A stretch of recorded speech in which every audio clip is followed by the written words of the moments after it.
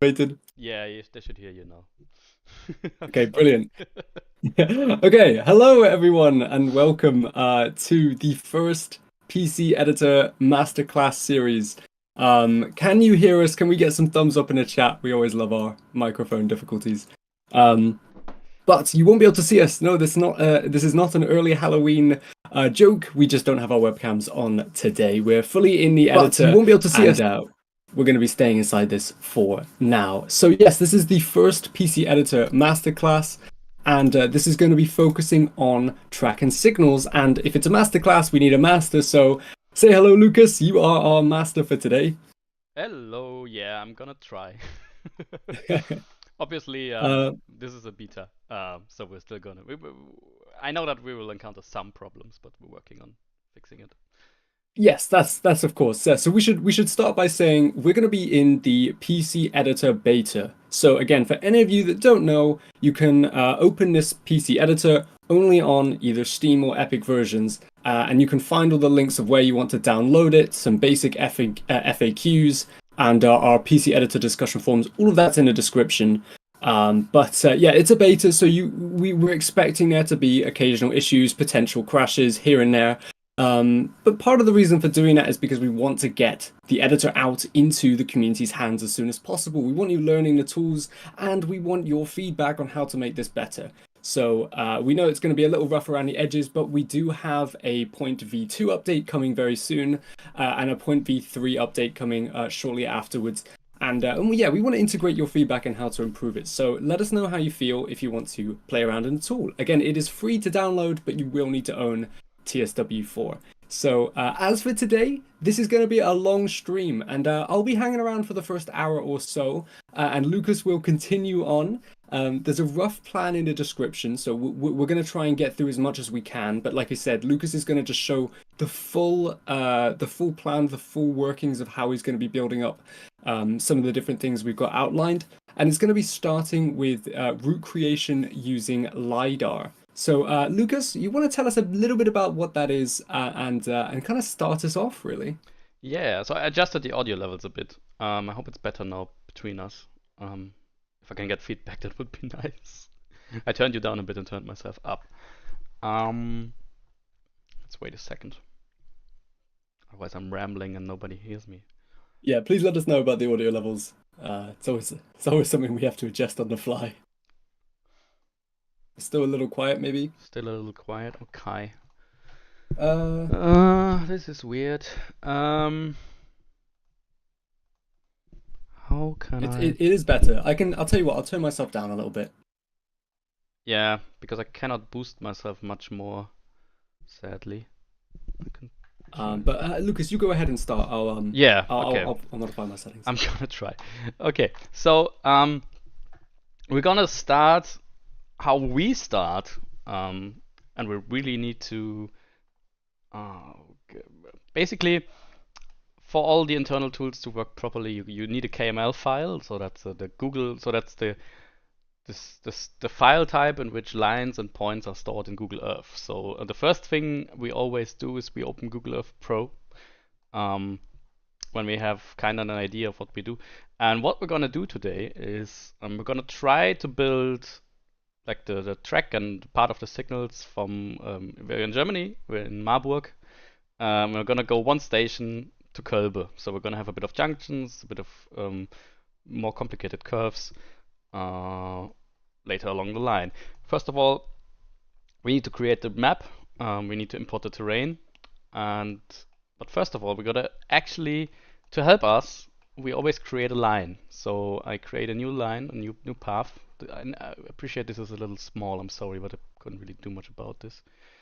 Which kinda in 1 kilometer steps traces our path. So I'm gonna make it a bit bigger than what we're actually doing, just so we have it in here. So we're gonna do this. There's now much less than 1 kilometer. That's fine. It's just the points shouldn't be more than 1 kilometer apart, otherwise it gets a little complicated.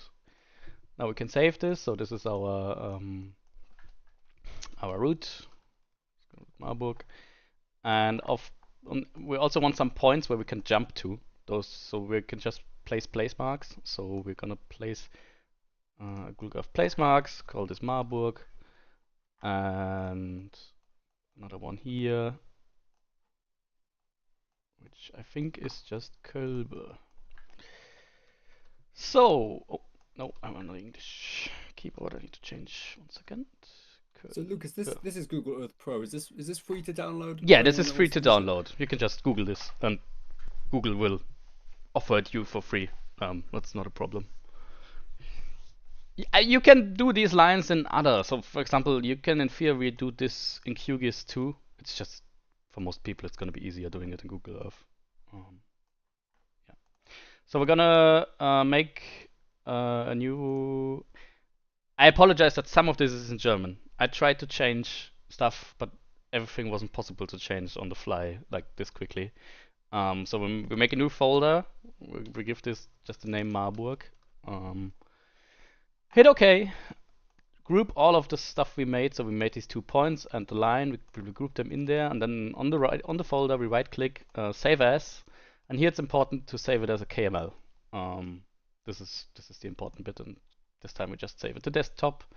Save. Yes. So first of all, let's create the map first. So we're gonna go into this. So we're gonna use the developer folders for now. There's still a bug with creating plugins that's on the list for, I think, patch 3. That will come later. So we're gonna make a new folder. Call it Marburg. Head in here. We can create one folder called map. And just so we clean it up a bit, we can create a folder called KML. And now we can pick set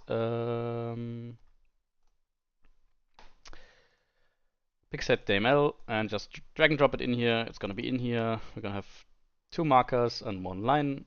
Save that. And now we gotta create the route. For that, what we do is that kinda in the middle of the route we pick an origin point. I'm just gonna pick one here somewhere. So if I look down here, it's very small. So I'm very sorry. So it's like north 50, 50, 43, and east 8, 43, 52. So we go to the top left, file, new route, choose our directory. Here we can, so when you install this on your hard drive, you're gonna have Train Sim World 4 mod. Click on this, here's the prototype. Inside content, you're gonna find the developer folders, or if you want to go into the plugins, you'll need to go into plugins, DLC, and then you'll find the plugins. So content, developers, Lukas, Marburg, map, choose that one. And now we just need to paste in the, of course I've forgotten. Sometimes this is easier doing this via Google Maps because you can just copy the data. I think you can Control Shift C. Let me try. There was a way. Yes. So Control Shift C on Google gives you the data. So 50, 50, 50, 44. Put this here to the side and enter these here. 50, 50, 44, and 8, 43, 41. Sea level we're gonna keep at 0 because this is roughly, it's not that high up. It's how high is this? Oh, it's 300 meters, so we could put this to sea level 100, but it's not needed. This doesn't have mountains, so this is fine. Click create. Here's our map. Always the first thing I do is rename the map, so I'm just gonna call it Marburg map just to keep things a little more clean. The build data, that's basically we delete all of this except for the stuff we want to keep. So let's delete everything except for the placed markers and bye. We then save all. This can go. Yes, we should be able to force delete this. Yes. And now with the first thing we need to do, we need some light. Otherwise, let's do that later. So first of all, we're gonna create the terrain. So we made this KML. We go into route building mode and use guides. Here we can text set KML. Click on new selected assets. It's gonna find itself into the KML source. And then we need to click Show Guides. This is important because this saves this selection. If I then go into this menu, you'll find that I'll get jump points. So these are the jump points, and they'll also appear on the map. So these are the KML points we loaded into here. If they're not on the map instantly and the map was already open, you need to open the map again for it to load the first time. That's important. So basic terrain. Before we do any sort of LiDAR, we create the basic terrain. I hope that I think I'm in the right location. Yeah. So what we do there is so I already the dem files. We're gonna make the LiDAR files. Don't worry. We use the NASA, so the shuttle data from NASA to create the basic terrain. I always do that still on top, beneath the LiDAR. And I did get that and prepared that. So inside this, so this is north 50, east 8 because we're in that range. So what we'll do is, and this is important, we'll not use this. We'll just use this as selected assets inside the create tiles. This is important. But what we'll do now is actually use a console command. So if I just type in KML, you will find a few commands, and we have create scene and landscape tile from KML. What this will do is it'll create the tiles around the line we put into the KML file. And landscape and scenery tiles, you basically want a radius of 3, so 3 to the left, to the right, from each given point on that line. So we're gonna hit enter, and this will generate. Lucas, can I just get the hotkey you used to bring up the console, just in case? Oh yeah, that's tilde. That's beyond escape. Disclaimer: this doesn't work on like a German keyboard or certain other languages keyboards. So you have to actually. What I do in Windows, I install the German and the British keyboard, and then with Windows and space, I can switch between the languages. That's a handy tip as well. Yeah. For other regions. So this generates the cells. This basically now gives us the map. It generates the tiles around that KML we just input, and yeah, we use a radius of 3 because landscape we kind of want to see for a while, so 3 around the track is plenty. And we gotta do the same for track, but track we only do 1 because you don't need track tiles in the distance. It'll just use up resources we don't actually want to be used up. But let's let this finish. And if I jump to one of these places now, you can already see the landscape proxies. And now we can't actually see anything, so we put in the, this is quite important, we put in the tot. So I go into content, I just write in the search tot, and there's the tot system before. So I just drag this in, and right click on it, level, and move the persistent level. This way this stays always loaded because it's in the main level. If I fly up now, you will see it's pretty dark because window, and if I open the world settings, you'll see that this is currently late at night. So this is actually a good question. Can I change this by changing it here, or do I need to? Oh, I need to use the console command. Okay. So there's another handy console command, which is ts2.dbg.set local date time. And at this I can just go like 13,000, 13 space 00 space 00. If you want to, Lucas, if you want to send me these console commands, I can actually put them in the description. Yeah, I'll do that later. That's not a problem. And whoop, it gets bright because we generated the landscape. So this is the landscape we created, but the bad resolution. If I now go into levels and then open the world composition, you'll see this kinda roughly follows the shape we put in for this line. I can actually make this a lot bigger. And look at that, we've got an environment from Google World, from Google Earth, in the editor, and that's not too bad. That's not too complex a process. Again, the Google Earth Pro is a free tool you can use. Yeah. But you can see there with a little bit of knowledge of where you need to go and what you need to search for. Again, I think something to just step back and just repeat again there is when you need to add the lighting to the world. Lucas, he clicked the content file at the top of the file explorer at the bottom left of his screen, and then he searched for Todd, which is the lighting system that Train Sim World uses. And so once you drag that in, then it will allow the lighting to work. But then you can see you've already got the landscape, and that's pretty Yeah. quick. And I'm not gonna use the same with tracks, but just with one instead of three behind the command. So just a radius of one. And this will obviously generate less tiles, but this will generate the track tiles on which we can build our track. So next, while this runs, we need to start making LIDAR. So I have already procured LIDAR. This is basically mostly what you do is that you type in LIDAR and the state you're in, and it'll often give you a hint. But you just have to search for this. So we're in the state of Hessen, in Germany. So I went onto the geodata site for them, and I can just download the municipals here.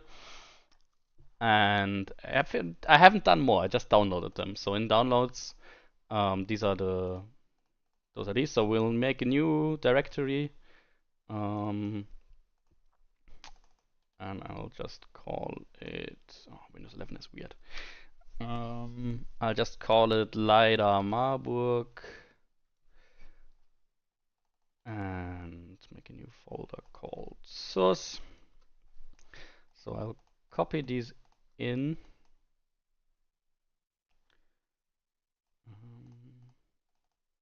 And then extract them here.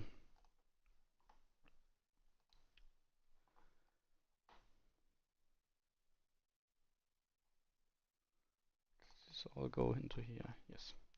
Okay. So some of this data we don't need. So we can we only need the TIFF file. So the rest we can just delete.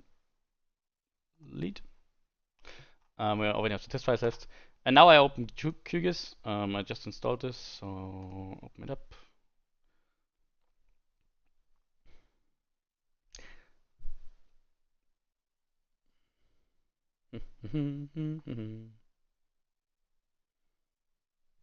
There we are. So we make a new project. All we need to do now is we have a look here and we just drag them all in, and this will take a few seconds because this is so. Now we imported Marburg, but we're actually not sure. Oh no, this is not the whole thing. Lucas, can we get a quick re-summary of what we're sorry. doing here then? That's fine. So we're starting to do LiDAR now. What I did is downloaded the source files. So that's there's no central directory for this, right? So every state, every country has their own little database. Some don't have anything at all. Some do. So you need to be a little careful and just find those. But I just didn't extract all of them, which was a bit stupid. So 1 second, let me delete So this. we're kind of dragging that LiDAR data into what tool was it that you opened? QGIS. This is like an open source software for raster data and all sorts of environment and city data, and complicated to explain what it actually is. So let me just extract all of these files real quick. And what I'll do now is I'll throw them all into. So first, let me delete all of the stuff I don't want. So the metadata here we don't need, so we just get rid of it. And then, so that we don't get any duplicates, because some of these are duplicates, we'll... Yeah, so just answering a couple questions in chat. You will need a couple external tools. Not everything is in the editor. So we're talking specifically about gathering real world landscape data. So we obviously don't have files for all of the planet in our editor. So you need to hop over to Google Earth Pro, for example, which is a free tool. and like take out some of the KML files from that. And what Lukas is doing here is getting the LIDAR data. So if I've got this right, Lukas, that is a very precise satellite imagery data, which Yeah, then works with it works with the landscape data that we've already got and just helps add that level of detail in.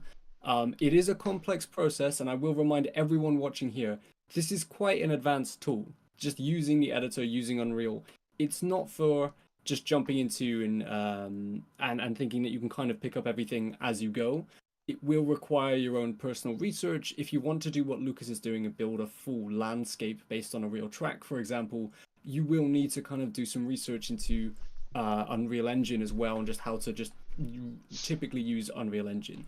Now, if that's scaring you, don't worry. We do have the forums discussion page, which has a huge community thread of players from the community as well as us sharing great places you can get free resources from, such as how to learn Unreal, basic commands you can use, how to use the different work spaces as well as additional tools such as Google Earth and such as the QGIS, which Lukas is using here. So if I've got this right, Lukas, all you're really doing is using this tool to help gather that LiDAR data and allow yeah, you to put it into Unreal. Is that right? yeah, exactly. So I now have a bunch of source data in here. What I'll do now is add the KML that we did first. So all I did was drop all of the source TIFF files into here. So basically, this is the raw data that I downloaded. Those are the tiles. And the KML we did at the start, I can also put in here. I just want the line, not the points. And there it is. So we can see here's the line. And so this is the bit we care about. And this is the data. So there's a bunch of data here that we might not need. So we can probably cut off a little here later. What I'll do first is merge all of these tiles. And I'll go, oh, that was the wrong way, but that's fine. I think it's called merge. Oh, this is also the German version. I wanted the English version. Yeah.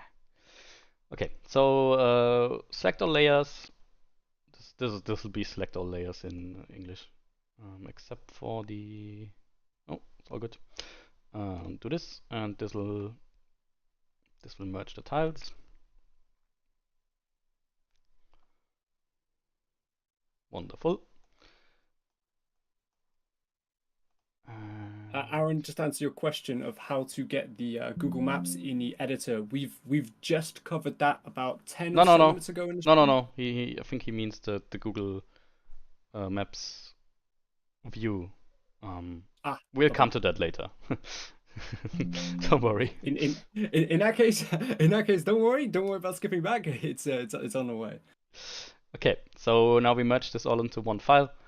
This will also work with much bigger amounts of root. It's just a lot more work and takes a lot longer. So what we do now is this projection. Actually, I have to look at what projection this is. Where does it? Maybe QGIS can identify it. Let me find out. Yeah, it does. So this is 25832.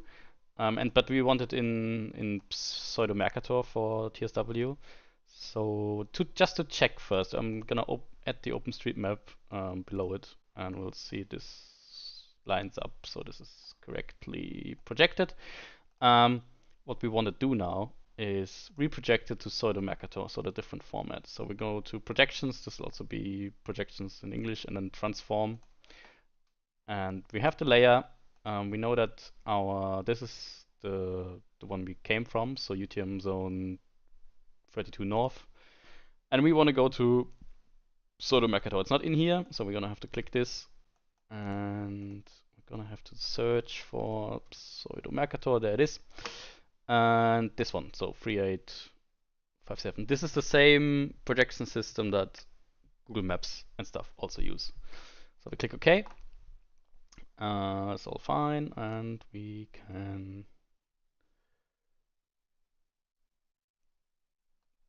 technically set this to minus. This is not necessary, but sometimes I do it just for good measure. The English keyboard is killing me. Start. Okay, so this will reproject. You'll see this will slant a bit, because obviously you kinda need to shift stuff around to put it into different projection mode, because the Earth's sadly not flat, despite some people saying so. Sadly not. If only it was. It would make our life a lot easier if it were not, if it wasn't flat. Yeah, so you can kind of judge that this is alright because it is in the right area. You can see that it goes from 0 to 496, which kind of makes sense in this area. So you also just see if stuff makes sense. What we need to do now is tile this, because we cannot put this huge file into TSW. To do this, we go to Export and Save As, make a VRT. This is like a virtual raster. The solution should be 1 and 1, and we'll make, let's make 3000 by 3000 tiles today. So this is all you need to do. Then you add the save location. In this case, we want to do it where we did it before, so LIDAR, and we're gonna call this tiled TIFF. And click OK. So what will this do now is create a bunch of tiles out of this, so split it up into tiles. What we can actually do now is, oh no, let's wait a second.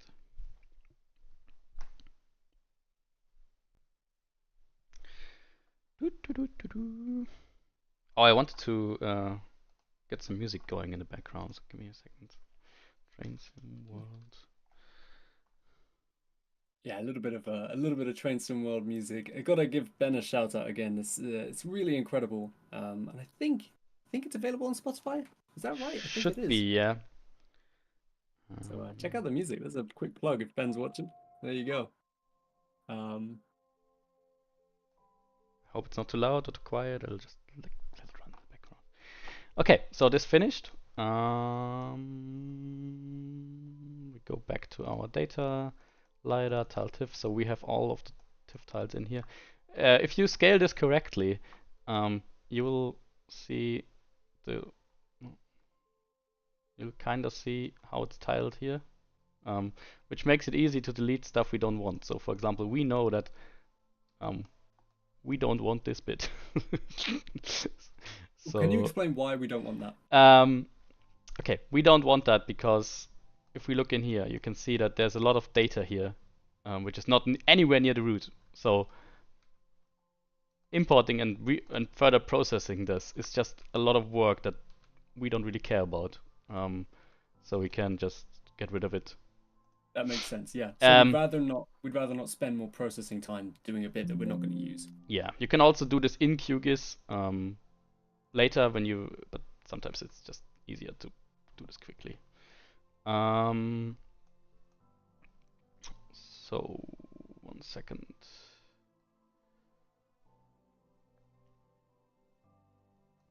Let me think about this. Let's delete the top bit and just the things down here that we don't need. This is a little bit hacky what I'm doing here, but I kind of got used to doing it like this. Okay, now I closed QGIS.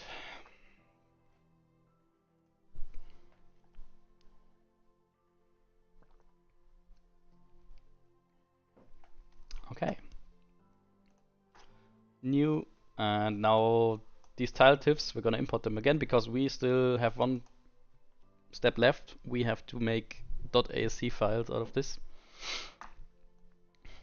because TIFF is already used in Unreal, so it wasn't easy to repurpose it. So what we can do here, let's quickly have a look. Just let me put the OpenStreetMap behind it again just to make sure that it's still aligned. Yes, okay. I always do this just to make sure that I didn't mess some step or reproject it wrong, and this way I can make sure that it's in the right place. Basically what we just do is go to raster, convert, and then this is translate, I think, in English. Yes. No. I click on batch process and I'll add from open layers all layers, click OK, and this will add all these layers that are in here into here. And what I do now, this wants this to be like a name.asc. It's a little annoying. I'm not sure what the best way to do this. What I do is make a little expression. I can give this expression out later, but oh crap! This 1 second. I need to edit this because we want this path.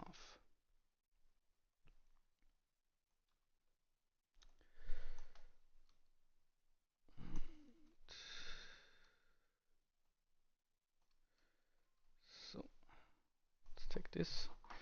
So in this expression, we'll give these out later. This is just basically the path. It trims off some of the GUIDs it gave it and adds the .asc behind it. The exporter then understands that it wants it converted to the ASC format. So click OK. They'll all be named in here. So these are now source tile TIFF. You can obviously rename them how you want. Yeah. Oh, wait. Oh, we did something wrong. That's not what we want. What we want is tiled ASC. And let me quickly make that folder.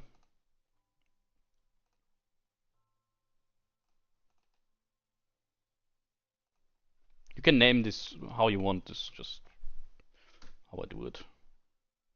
So this is the folder in here. Click OK. Now this is in here.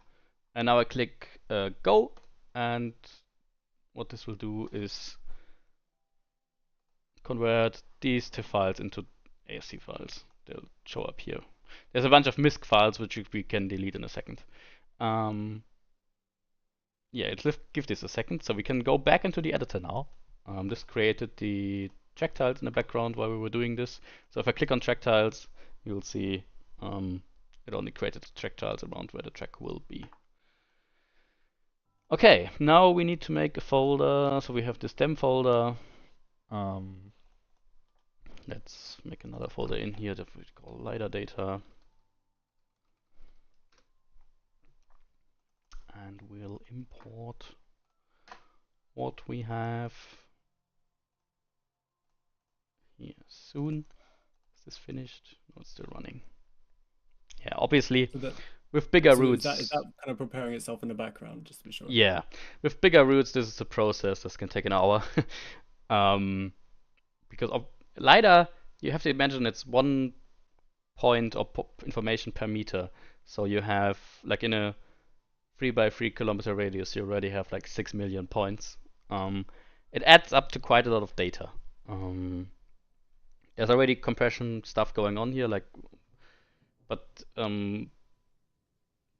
especially in the TIFF files. But to make our life a little easier, the ASC files are uncompressed, so this gets quite hefty on file size quite quickly. I think bigger roots that we did, like Antelope, you do use like 50 or 60 gigabytes in source data for LiDAR. Yeah, I think to heed on Matt Pedalston's wonderful advice is that because the editor is still in a beta, there will still be issues with it, as well as when you're working with it, it may not be as user-friendly as it could be. So give us the feedback, but I would say at the moment, start with a small project. And these are from Matt Pedalston's best advice. But just in general, start with something small, start with something easy. Learn the tool as best as you can. So something like doing what Lukas is doing, maybe spend an evening trying to import some LiDAR data, just like we're doing now, and make sure that you're kind of familiar with that process. And then once you're ready with that, then maybe a couple updates later down the line or closer to when the editor is fully launched and ready, then you can more confidently go into that and be ready to create routes that are larger, projects that are bigger, bolder, and ready to share. And start small. Yes. Yeah. The key is definitely start small and really just familiarize yourself, because this is not an easy tool to use. It's Yeah. complicated. It's not super easy to understand where everything is. So And don't worry, if you yeah. miss something, we'll release this as videos for people to follow more closely. I know that I do this a lot, so I get quite into it. Slowing down is hard. Yeah, so this is importing the ASC files. Now you just drag and drop them like everything else. And we have a few more seconds time until these Yeah, are I in. think the big thing is to utilize the community in this because everyone is trying to learn the editor, and the community there are really great resources available, not just on our forums, but our forums is a good place to start. And there are a lot of different communities. You can join our Discord as well. You can even just find different communities for just Unreal in general. But yeah, I mean, if you're really interested in learning the editor and trying to make the most out of it, I would say that you couldn't go wrong trying to find trying to join these groups of people that are all trying to learn in different ways and might be sharing ways around certain things or workarounds or different solutions that might not be obvious. It's really good. It's a really good community and there's lots of sharing. We're hoping that as the editor kind of continues its development from beta into a fully released product, then it can really become this community feeling. We want to use the feedback from the community and we want to best serve you. So yeah, I mean we don't have an official Train Sim World Discord, but there are communities of Train Sim Discords out there that we're very active in. Okay. Is there an invite to the Discord? Yes, I will get that. I'll show something now. I just need to make sure that I don't leak something, so I'm gonna put this block here. Uh, oh yeah, we need No to wait leaking, for. not on our chill editor stream, please. I need to wait it to import.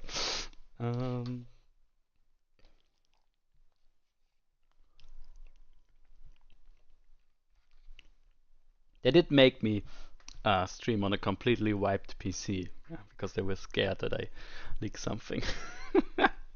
So there's nothing on here. It's a bit sad. We forced Lukas into the basement with the PC, which doesn't work, with nothing on it, just so he doesn't leak anything.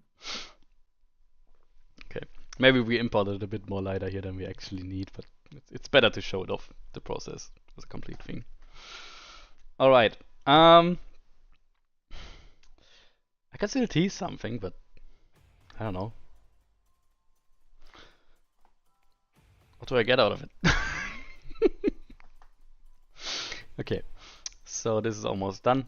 We just need to save it, but saving should be a lot quicker. Well, decently quicker. At an earlier point in life, saving.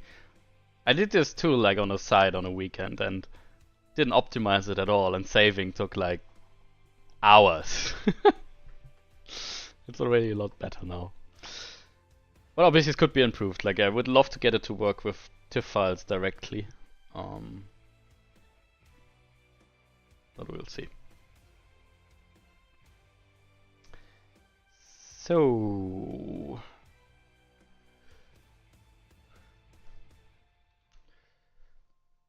Okay, for anyone joining us now, I know we've had different viewers going up and down. So what have we done so far in the simplest terms, Lukas? okay, well we created the project. Basically, we created the route.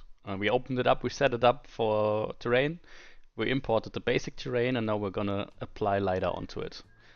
The Google Maps static API is here. Oh no, beyond. 1 second. I need to check something. Okay, let me move this like this. I just don't wanna. I won't wanna leak my API key. That's all. Okay. So there's an API key field. Inside Google, you'll find the Google Maps static API. It's important that it's that one and not like there's different types of it. This API key you put in here. You click enabled, and what's important is to go to high definition, free satellite, and like I don't know, and this will start loading in what we're interested in. The first time it's really slow, but this will. Did I leak my key? It's fine. Actually, No, you didn't. You didn't. Ah, crap. I No, you didn't. It's fine. It's fine. You didn't. I did create this on purpose so I can delete it later in case I leak it. which is okay. Look at that, we got a route, we got textures on our grey land. So this will cache. So the next time you load into here, it'll load it from hard drive. At least I hope this works in the public editor. It works in our editor. It should work in this one. And this is what we use to work with. So fun fact is actually, if people still know Train Simulator Classic, this is higher quality. We made sure that's possible. Sadly, what we try to get working is to also use the timeline feature that you have in Google Earth. So where you can, I don't know, people know this, you can click on timeline and then go back to like 10 years ago and load like a different picture. Sadly, that the API doesn't offer this. So in this case, when we do like an older route and we have stuff in here, we put these lines in here and then export the lines and import the lines into the editor to get them in the right position. Okay, so it's time to add LIDAR. So I'm gonna disable this real quick. And I can disable the thing. So it's important that you import the LIDAR. You use here's snap to landscape to track. This one also has a brush for LIDAR. That's why that's in here. But you need to be in this mode to add the tiles. So you have the tiles here. I've got them all selected. Use selected assets, and now they should appear up here in here. And what I can do now is I can either just pick. Oh, no, let me check if everything's set up correctly. 1 second. So the UTM zone, no, this should be 0 because it's not used anymore. We use pseudo Mercator, approximate search data, the rest is fine, yes. So we can right click and apply LiDAR, and this should appear, and there it is. Wow, it worked. In case you get like weird edges, so there's a bug currently. I fixed this in our version. It will hopefully be in the next patch. But what you can check in the tiled ASC, when you open these with some kind of text editor. Let's see if this works. Yeah, this works. Basically, what I did earlier is I added this no data value here. If this is missing, then you will get the weird edges because this file gets parsed really unintelligently. This fixes this for now. Otherwise, in the next version, this should just automatically detect if it's missing or not.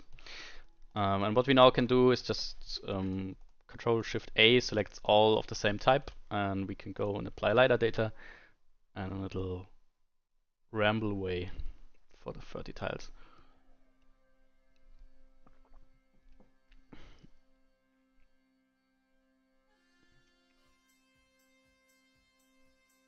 And now, are we kind of at the end of getting the LiDAR data in? Is there more we need to do to clean this up, or is this? No, this is it. I don't see any arrows. Looks good. I can show a few things while we're here. People might want to know. So in the editor preferences, if you type in stream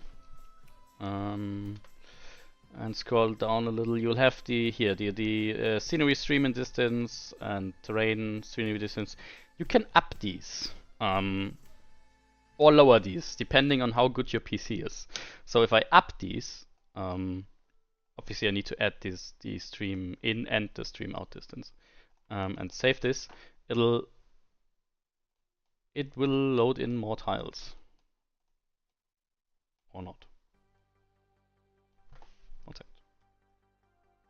Why I not?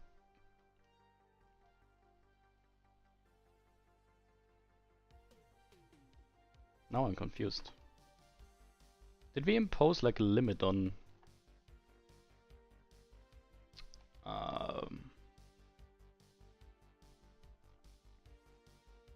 That's nothing I have ever seen before.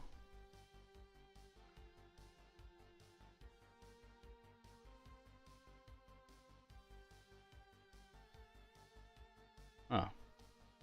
Well, that's a weird bug. Okay. Luckily it's all back. Okay. Um, so what do we actually care about? This is north. Okay, so we do need. We'll come to track laying soon, so I'll just prepare the stuff we actually need for track laying and ignore the rest for now. Am I correct in thinking that because of the LIDAR being so accurate, that you can actually see the track on the LIDAR data? Yes. And you can use that to help you lay it. Yeah, that's like laying track before was a pain because you needed to get the stuff right from other data. This way, the data is so accurate that you actually can almost directly lay track on stuff. You need to combine it with all the other ideas or other data source types you have, but yeah. So let's also do this down here, and then we can actually lay some track. So while you're doing that, I think it's a good time to mention. So again, all of what we've done up until this point is get the scenery data that we want, which is using LIDAR technology, which is a form of satellite imagery, as well as information from Google Earth to combine together and basically get us a really detailed view of the scenery of this part of the route that we're making in using the editor. And so the next steps would be laying track on top of this, and then from there we can go on to put signals in and set up markers and platforms. But this is kind of the step one of the process when making obviously you can make any size scenery you like, but this is how we do it at Dovetail. You know, this is how we get the route data, and this is how we go from nothing to a scenery with track on it essentially. Okay, so first of all, in case anybody ever encounters this, when you like try to do something and you cannot hit the landscape, what you do is right click and you do regenerate landscape collision.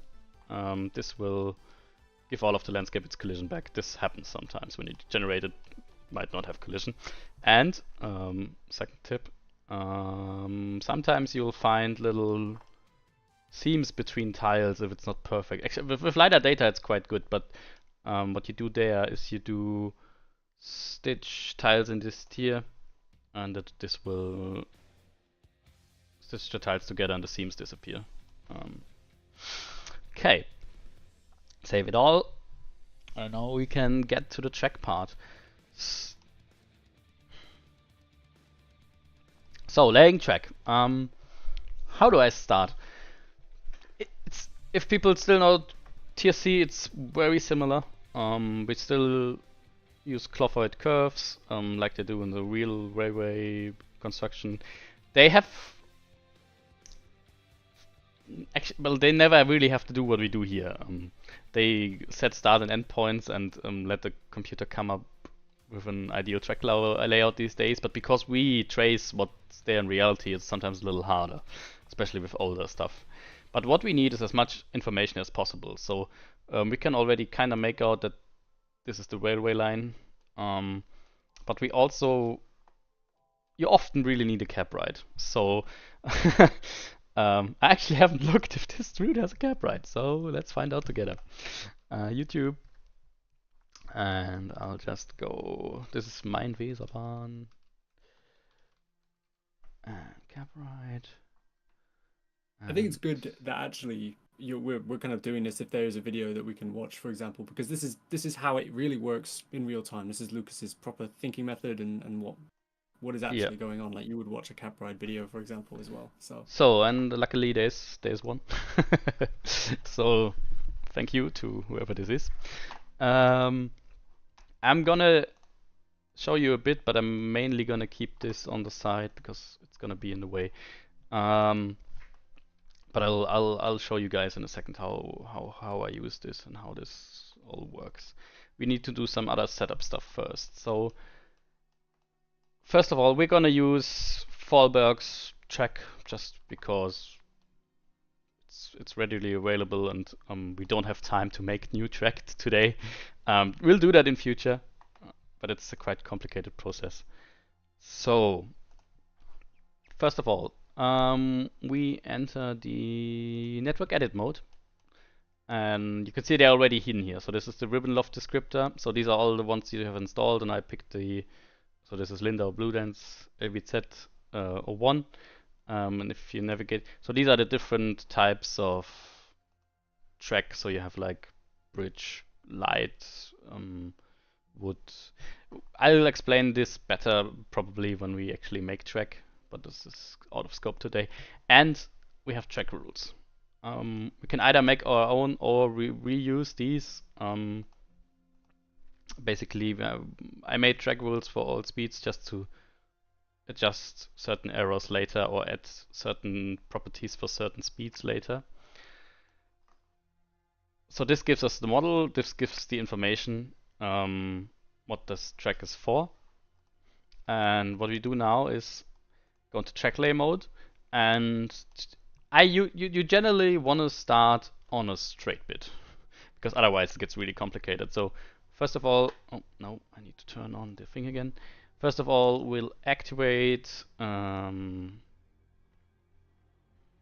lovely little Google Earth, and we'll see. So actually, let's start in the station. Why not? We can have a look at the cap ride for a second. Let me look into cap ride for a second. Sometimes straights are not straight, but if you generally railways are built straight, curves straight, and these curves always have an easement in, so they'll slowly start the radius up, then curve slowly, put the radius out, and go into a straight again. So this is actually straight, so this is a good point to start.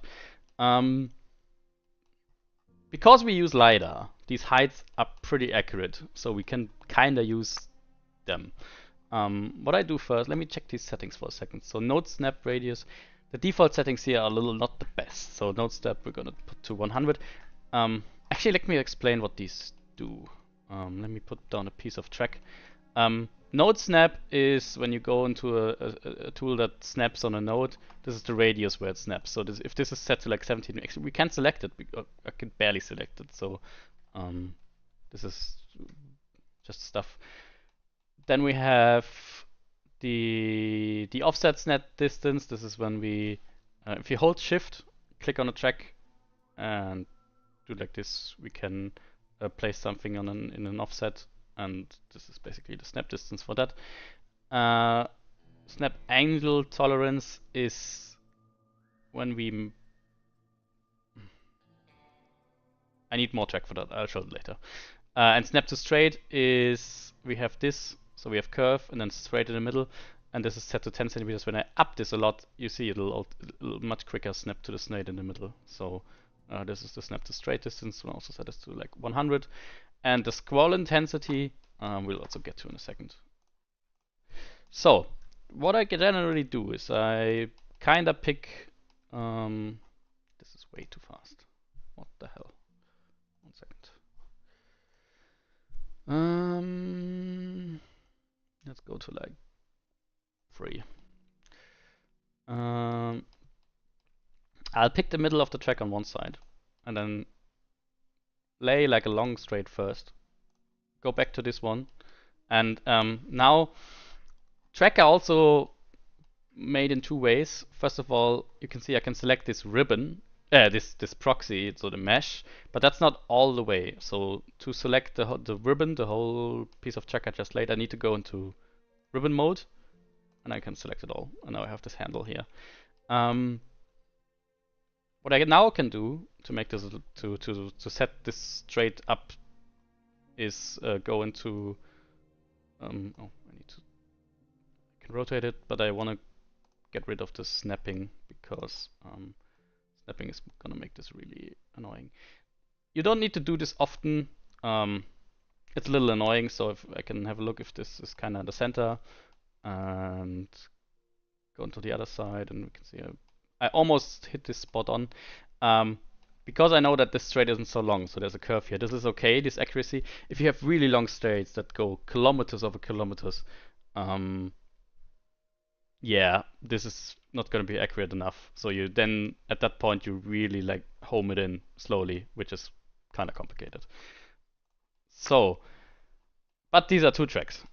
Generally, infrastructure in countries have standards. So in Germany, mostly, like if you're outside on a track, there are 4.2 meters between track.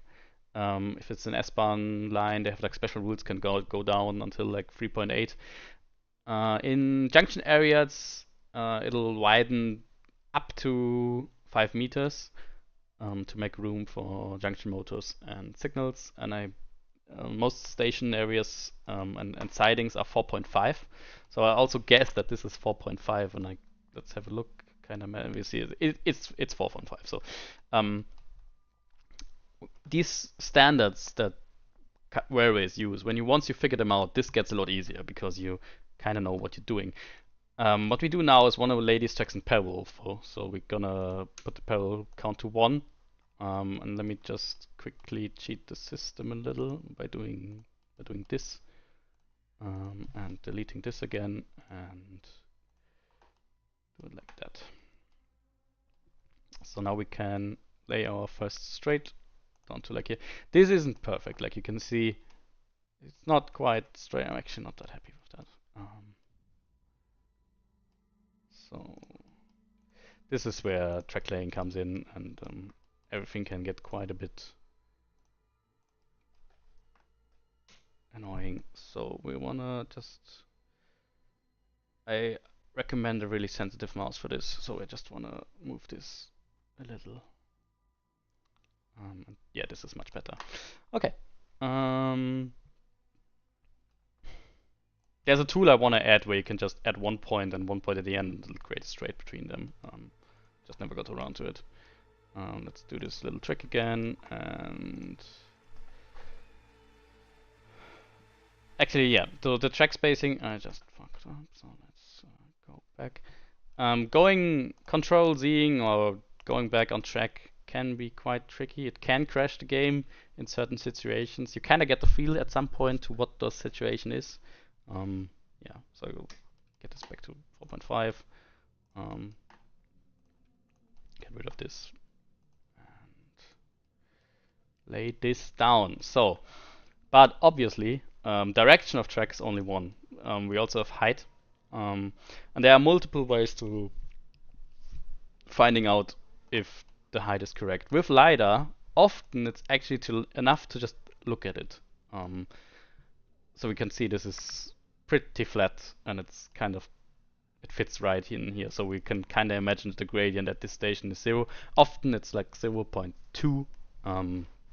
So if I would be building a dovetail route right now, I would go into like the Deutsche Bahn infrastructure registry and have a look at the data which they measure. It's openly available. But for today, this is enough. This is flat. Like there's no gradient in here. Obviously, the station has more than. Oh, what did I do now? This station has more than 2 tracks. So what we'll quickly do is these are 4 tracks. We'll go here. Go snap to the node. Hold Shift. Click and drag it out. And then we can select the middle here as good as possible, and I made one too much, but that's okay. And just kind of put it here. Get rid of this track. And obviously we have 2 tracks on the other side. So I'm gonna put this to 1. And hold Shift. And this all also depends on the quality of the Google Maps satellite view. Sometimes it's a lot worse than this. This is actually quite good. And lay this down. Perfect. So now we come to the first complicated topic, curves. First thing you want to do is so you can see here we have 3 modes. We have circular arcs, clockwise easements, and auto. It's kind of hard to explain what to use at what. If you have low speed tracks, you can just use circular arcs. This is no easements, or junctions generally are not eased in. Junctions are just circular arcs. Clockwise easements are when you have an easement, and then kind of, I'll show you guys in a second. We just want to make sure that the auto super elevation is set to none. This is all correct. Yes. So what we want to do now is to make this, to lay this curve as easily as possible. There are two ways. Can either lay down another straight here and then kind of connect them up, or we can make the curve and get it back into the straight, which is really annoying, which can be really hard work. So what we're gonna do today is lay this second straight. So we're gonna do the same thing as we just did. So I'm gonna use one of these, and I press E for rotating mode, but you can also cycle it here with these buttons. So, and I'll put it a little to the right. A little to the right.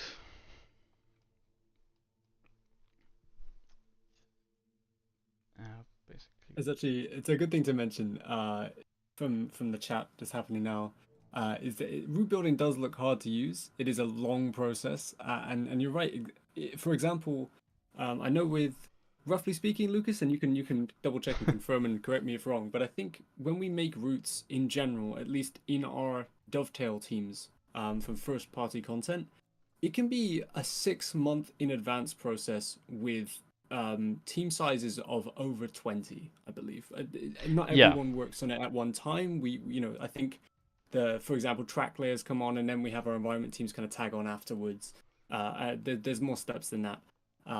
But it's a long process for a large team size. If this is something that you're wanting to jump into on your own to do solo, making something like on the scale of even one of the shortest TSW routes is still a mammoth task to undergo. And that's why it's important to just re-emphasize, if you want to learn these tools and even create something that is final or like of a finished quality in your own mind, definitely start with something really small. Just make a single start and a single endpoint, try and make an A to B, and try and get a little bit of LIDAR data scenery around it. Maybe make a single platform, a single station. Keep it really simple. But definitely, like, making a full route is a lengthy process. But I know, that being said, there will be members of the community looking at that, rubbing their hands together, thinking, I can do it. and that's good. And we want to be able to support you as well. So if you are, if you're invested in this tool, if you're invested in the editor, do let us know your feedback, of course, because part of the reason why we released it now is to get that feedback, is to hear what the community is saying. So yeah, we're excited. We have some gradient in here now. So the just straight ones didn't work out anymore. So for the first step, I'm just gonna pull these above ground again on both ends here. So just so we kind of get it in the right position first. You can, that's the great thing about TSW, you can adjust the things later. I press Control to select multiple nodes, by the way. I should really get one of these tools which shows which button I'm pressing for the next time. And yeah, so let's get back to the curves that we actually wanted to show. So I have the second straight. Let me finish this on this end. And let's just hope that this is a continuous straight curve. Otherwise, what I just did was in vain. I can do it again. So I use the cut tool now to create new. So if I hold it, I can drag it along and then make more cuts. And I use more cuts so I can properly lay this down here.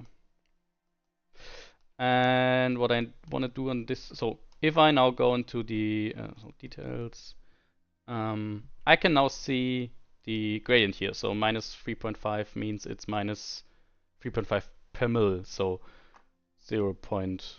You can actually just change to display mode here. So 0.35%. And the other side, it goes back up again because I dragged it down. But I want to have it at 0. So what I can do is the gradient here is 3.5. I can type in 0, press enter, and then this bit will be plane again, or level. But what we're gonna do now is put in the curve. So if you have curves like this, which are not too long, which are kind of continuous, you can use the auto tool, which is great. How you do this is you go in here, circular arcs, you change to auto, and now I can kind of actually in this case let me open Revit Maps and have a look at the speed, because to make what we need to do now is also make easements. Easements are very important. Otherwise, when you go into a curve, it'll really rock you at the end, at the start, because you need to ease in the curve radius. But to do that realistically, you kind of need to know the speed. So if I have a look right now, and I see this is 120 in this area. So what I generally do is I'm gonna put this a little below. So I'm gonna set this to kilometers per hour. I'm gonna do like 115 for the design speed. Yeah, now I can pick this. It'll also snap to the second track if I'm in two track mode. You could already see this is too far in, so I'm gonna have to go back. And for this, we implemented something that wasn't in TSC. You can now just scroll, or you can press Control and use your scroll wheel, and then scroll back and forth. But the problem here is now that there's a cut and it doesn't work anymore, so I need to go on to the next track, like here. And now I can travel down here. Actually, I can increase the distance of this a little, because we cannot see that. But yeah, the debug draw distance I can increase, so I can see all of the ribbons. If you have a bad PC and it's a big area, you need to turn this down. So now I can snap these together, and obviously I want to have this exactly in the right spot. So with the scrolling tool, the nice thing now is that I can kind of put this in here and then scroll it a little so it's at the right kind of angle. Looks good. I'll put this here, press, and ta-da! We got our first proper curve. And you'll damn it, not quite. So tools aren't perfect. The math of this is ridiculously complicated, and you will see here it created like a junction here, but on the second track it didn't make it here. So sometimes what you need to do is like go into single track mode and do this one separately. It's not perfect. The radius here is 803. Okay. So let me delete this real quick, and I'll go into the single track mode.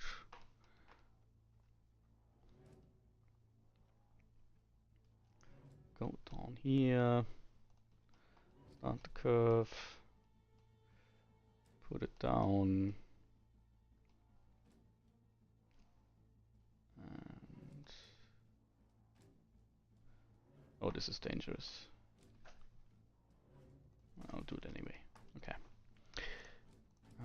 If it snaps directly to another node, sometimes it'll snap wrongly, and then you'll get little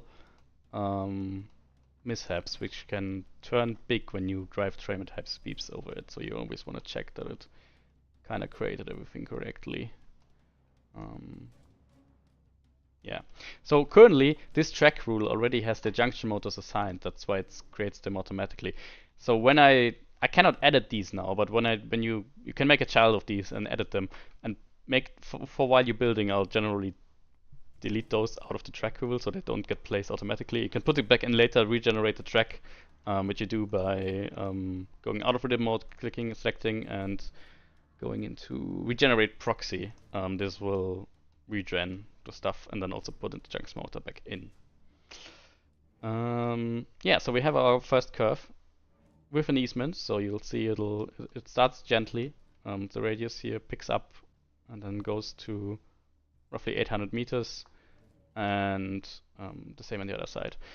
And this is also something, generally in reality they use round numbers, so you can kind of see that this is a roughly 800 radius curve, which fits. So we got our first two tracks and our first curve. Now, just to kind of show how it works, I'm gonna show how super elevation works.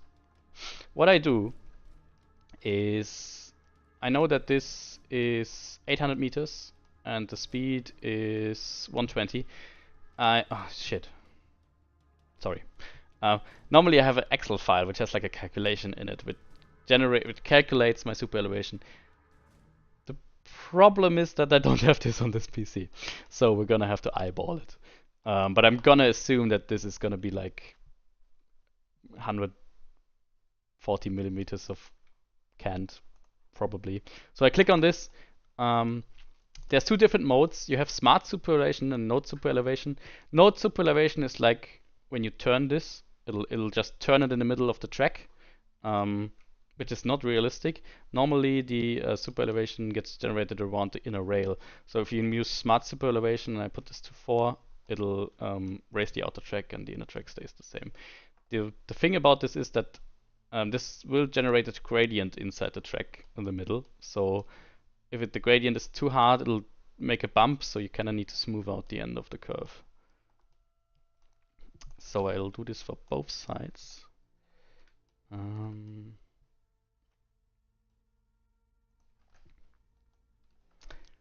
And any elevation smoothing, I wait till the end, until all tracks are placed, because when I add these junctions and stuff, it'll cause a little bit of a problem until I finished everything.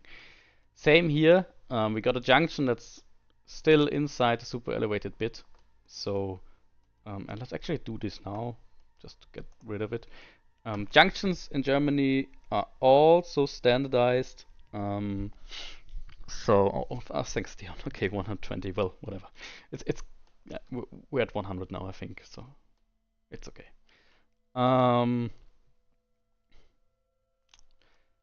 Also standardized, and we can have a look. So if you kind of go to where the junction starts, actually we need to go from auto to circular arcs for this. So where the junction starts, we can have a look, and we'll kind of see that the radius here is 400, which is weird. No, can't be right. Okay, so yeah, this will be a 500. So 60 kilometer curve, so 500 meter radius curve. So we'll put this in here. It'll probably be a little less because it's a little bit super elevated, but now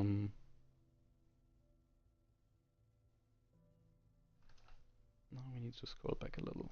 Okay. And you can go to the other side and you'll see this is 400. Actually, this is a 400 meter radius curve. That's weird. Junction. This must be really old. Ah, no, it's 500. That's the last junction mode. I'm blind. Okay. I'll put this in here. Just snap them together. Go back to ribbon mode. Delete the stuff that we don't need. To make this really smooth, you can build. There's a little straight in the middle. It just drives better and it's more realistic, but this also works and it's barely noticeable. Yeah.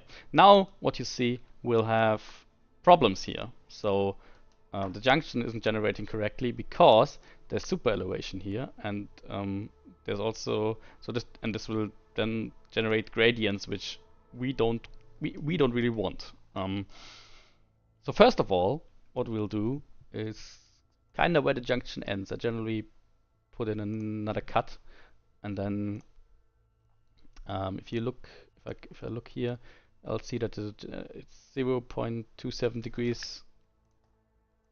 So I'll put this to 0.27, 0.27, and hit enter. And let's see if this junction has any graphical. Yes, it has. So what we have to do now, because this junction kind of curves right inwards, this junction needs to be further down because it's banked. Because it'll go down a little if you curve out to the right. So we drop this down just a bit until it kind of looks alright again. This is a bit so making. Oh Jesus Christ! Oh no. Making Jesus Christ now. Yeah, Got a root for that. I deleted the comma and now it's trying to make now it's trying to make a track very far away, and it's trying to create 3 million pieces of track. And I didn't save.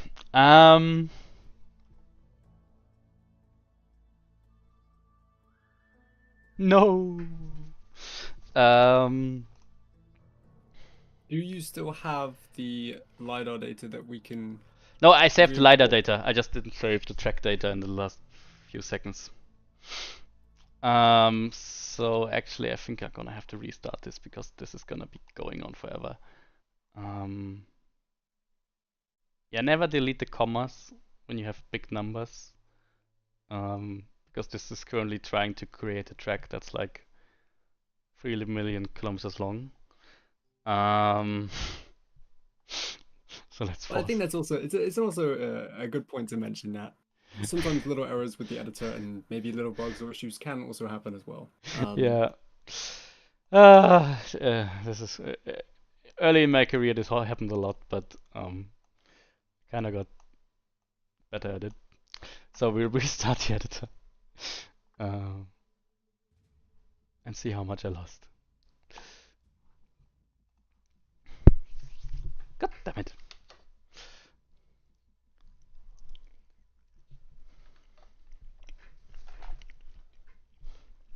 It proves it's live content. Yep, we're here. We're here and live. Um, But I guess while Lucas is starting up, it's worth going over our plan. So far, if you've missed the stream, or if you happen to be joining, or if you're watching along and you want to hear it again, we have done the basics of importing landscape scenery data with the LiDAR satellite imagery on top, and at the moment we are now taking that scenery LiDAR data and we are importing, or no, we're laying a track on top of it. And Lucas has previously been looking at YouTube for cab rides to help inform him of how tracks should look and where to import certain things and how to kind of start. Yeah. And in the meantime, Lucas has been just laying some tracks along this section of the route. Now we did just do a little error, which kind of kicked us out of the tool of the editor. But it looks like we're just loading it back up. The scenery is that lovely checkered grey, but for the most part, it looks like have we got No, some of our track back at least? yeah, but we lost the curve. But that's okay. So I'll quickly redo this bit. Um, Yeah, Tom, I fully agree. The UI needs improving. It could do with a cancel button. That is true, but this is also it's worth mentioning again that this is just we are using the editor as a part of just Unreal. So I do believe there are certain things which we might be able to implement, but others that we will be limited on simply because this is based on Unreal. And whatever Unreal changes, whatever is available through Unreal is kind of what we're also limited to as well. Is this a leak for an upcoming route? Definitely not. We wouldn't stream that, although that is a pretty cool idea. But I no, have in this picked case, it's not. something of my liking. I have so I'm sorry. But no, this isn't a leak or anything. This is simply just something that Lucas wanted to showcase for today. And who knows, maybe if you throw your suggestions in our suggestions form, we might even bring on other people to help us make some little mock-up routes from your suggestions as well.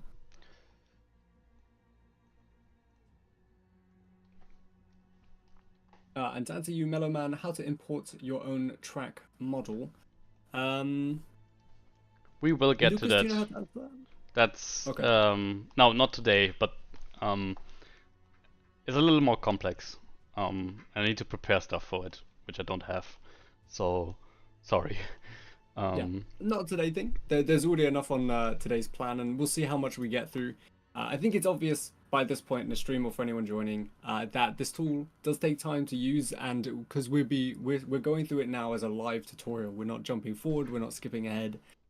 Sometimes these things take a while to do. For example, when we were loading the LiDAR data in, even for this small area we're doing at the moment, it can take a while. So yeah, we're going to be doing multiple different masterclass series. We're going to be touching on different things. We're going to be cutting them up into more digestible, more watchable videos as well.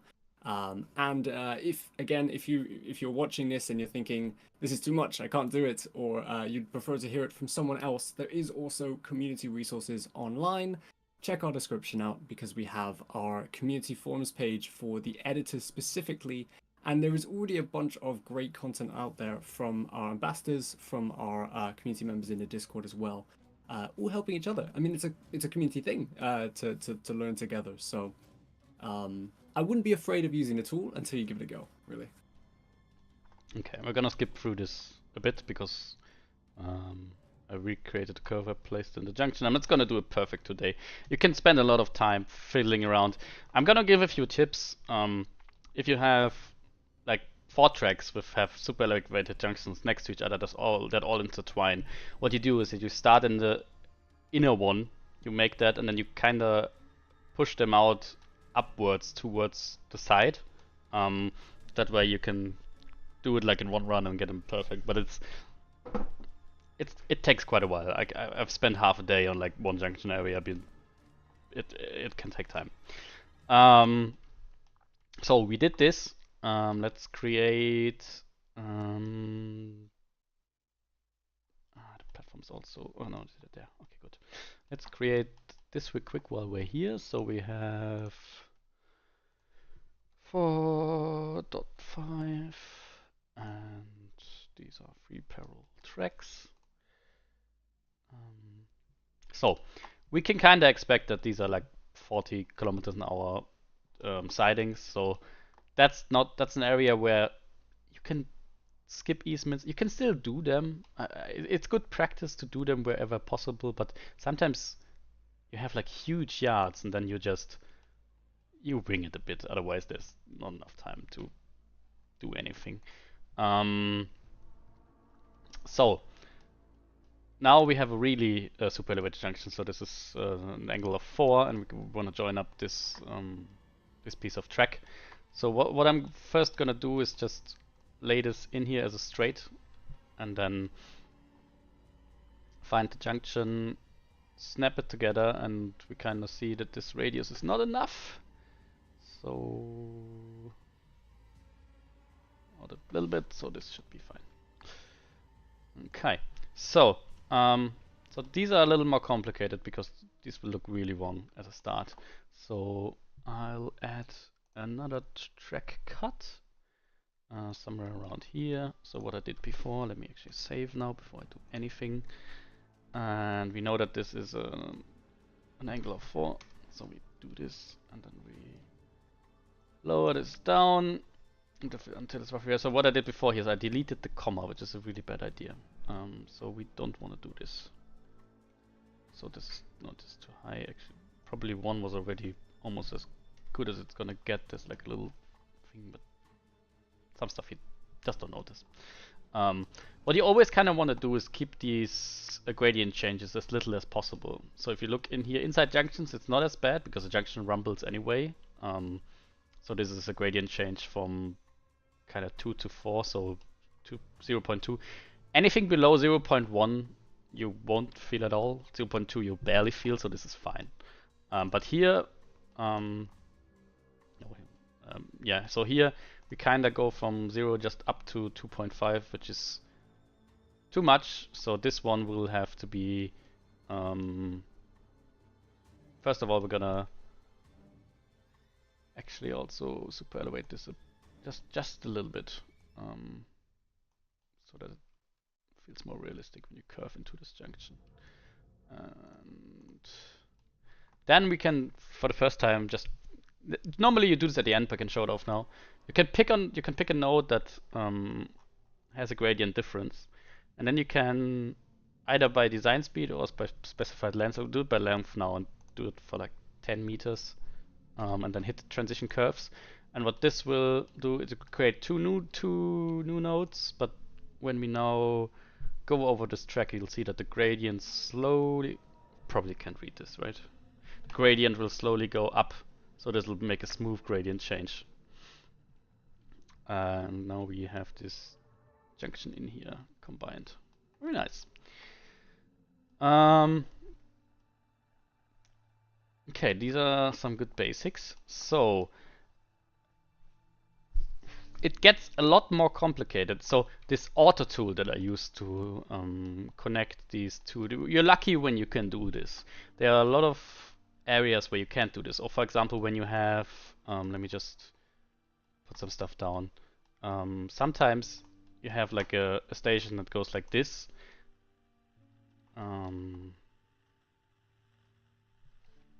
But then the outer platform will obviously you cannot just do this because the platform will be in the middle, right?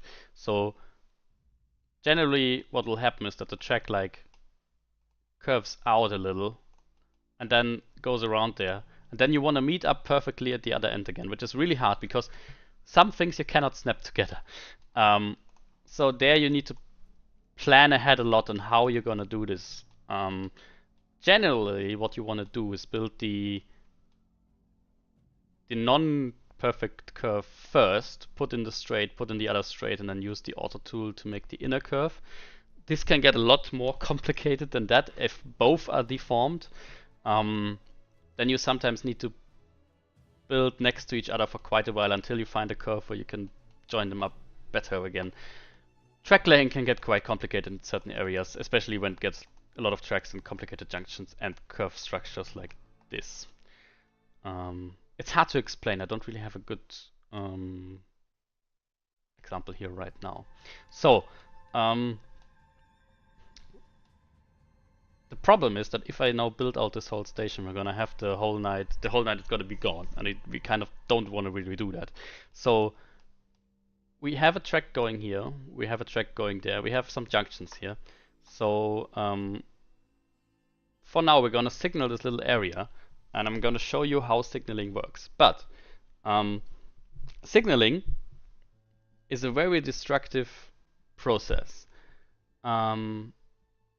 If you start signaling an area and you then want to do certain track changes or add a track or add a junction, it'll wipe all the signal data because the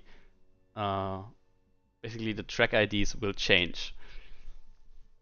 It'll not write them all. There are commands to save certain stuff, but generally you want to build the track completely first and be sure that everything is correct and there are no gaps and everything is fine, and then start signaling. But we're gonna start signaling earlier today just because I want to show how it works.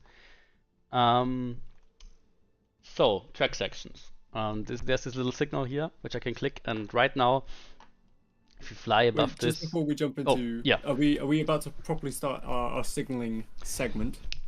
Yeah, we're just gonna show off a little bit how signaling works now. Yes. So Okay, we relate the track now. Just a little bit of example. So what I just did, you would do with everything you see, obviously, not just the small pieces that I did. But now we're gonna signal these platform exits and the station entry as an example. Not perfectly, but we're gonna try. Yeah, good. So for anyone watching, again, if you want to know our structure, we've just followed by implementing the route data with LIDAR and getting all the scenery into the engine. We have now laid track on it, and now, as Lukas says, we're going to be doing signaling, and then later potentially markers platforms and other signals from Vorarlberg. Again, I would take a look in the description of the video. You will find handy links for other things within the editor. But Lukas, I think this is a good spot for me to kind of tap out. Okay. I'll be a little less vocal from this point forward, but I'll still be active in the chat. If you do have questions regarding the editor or anything, we do have links for our forum pages. You can come ask us, and we'll be sure to check through it and answer what we can. Lukas can also answer what he can as well, but he'll be primarily focused on, well, at the moment, building signals, but just currently just helping show you through the different ways of using the engine as well. So yeah, Lukas, carry on. But from my side of things, I'll be more on the written form. So feel free to ask stuff in the chat, and I'll do what I can. But over to you, Lukas. Let's do some signals. Okay. Let's do this. So I just tried to explain the track sections.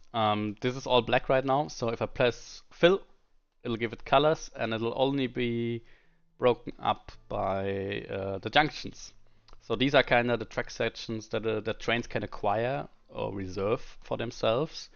And obviously, if we want to have a signal and one train on the other side and then another train on the other side, there'll have to be 2 track sections. Otherwise, the dispatcher can't understand where signals are. You can put multiple trains into one track sections. That's what happens in the US. They send trains into one section, which I find very dangerous. Or when you couple up. But yeah. So what we do for this is we have signal models, and this is also what we'll use today. If you search inside the plugins for the European Content Pack, we just started doing this. It's not full everything in there yet, but we're starting. You can kind of navigate the radar signals, and let me open the chat again before I miss any questions. Okay. You have the signal model, signal wheel. So signals are always made out of the view part, which is supposed to be all of the stuff you can see, and the model part, which drives the functionality. The functionality sends its data to the view part. Sadly, I don't think I can open these and show them to you because we're in the public editor. But I'll try to provide some examples later because these are quite complex. There's a lot of blueprint code in here to make signals work. But in basic, what these signals do is actually, let me place one and then explain more. So I go into attach linkable objects to track mode. I'll have a look. So this is the game that we call Chase the Shadows or Find the Correct Shadow. This kind of looks like a signal, and this is where we often compare to cab rides. So if I open the cab ride we looked on earlier, and you'll see that there is indeed a signal here at this point. So this is the same area, and this is an HV exit. No, this is an This is HP 69, I think. Yes. So what I'll first do is I'll drop in a signal view, just drag it into, and it'll give me this little thing that I can place, kind of the same as TSC. If I press Shift, it'll swap the direction. So I'll press this down. Yeah, and I can I can snap this here. So this is the debug signal. These are the cubes you all know. I'll offset this a bit. 80 centimeters is generally in the middle of the track, so kind of looks alright. Yes. So you can make your own view actors, but these have a system in them which take templates and then set up all the meshes how you want them. So I can now go into templates, signals, HV, and 69, and this is an HSP, so an exit. Nothing else, yes. So if I drag this template in here, it'll set the signal up. So it'll be here, it'll have its sign, the number plate, the ZS1, and the with shunts, with an HB2, double red and green. And you'll find that this is a head that's called like this. You have all these different heads, and let's start in another way. And all the little parts, so the meshes, the all of the march of the posts, they're all in here, and this is kind of what puts the signal together and then gets cooked into a single object later. So let me put up. We're in Marburg, Germany. So if I now go back into the manage track section, you will see that this has gone black again because I put a signal here. I've basically divided this. If I fill again, you'll see, oh, there's now a piece of track here. And what the signal code does, and you can do this on your own, there are a bunch of functions that you could call, is you can kind of ask for the occupancy behind this, and you can ask if the junctions are already aligned. And that's how German signals kind of work. You ask, is there a train? And if there's a train, you'll say, okay, we go red. It's a lot more complicated. There's a little, or every kind of permutations you can think of. But the script just asks, is there a train? Okay, go to red. Is there no train? Go to green. Is there a train after the next signal? And then you'll turn on the 4 signal, which this one doesn't have. The same we do with auxiliaries, but only the main signals kind of split the track sections. So what we need to do is place these everywhere where they're needed here, so that you can see there's another signal here for this track. So we'll go back into signals and add the signal. Oh, clickable mode. If I click on this, I'll get back the. And now I snap to proper location on this little flyout and put this to 80, and this will probably be the same signal. I could look now, but it's not that important now, so I can actually let me get more. This is the point where you just want a lot of content browsers or use them all, because you're gonna need a lot of assets. So right about signals, templates, signals, HV69. Yeah, these originate from Nidatal, that's why it's lit in the name. And let's do the same for the other. Actually, the other track here.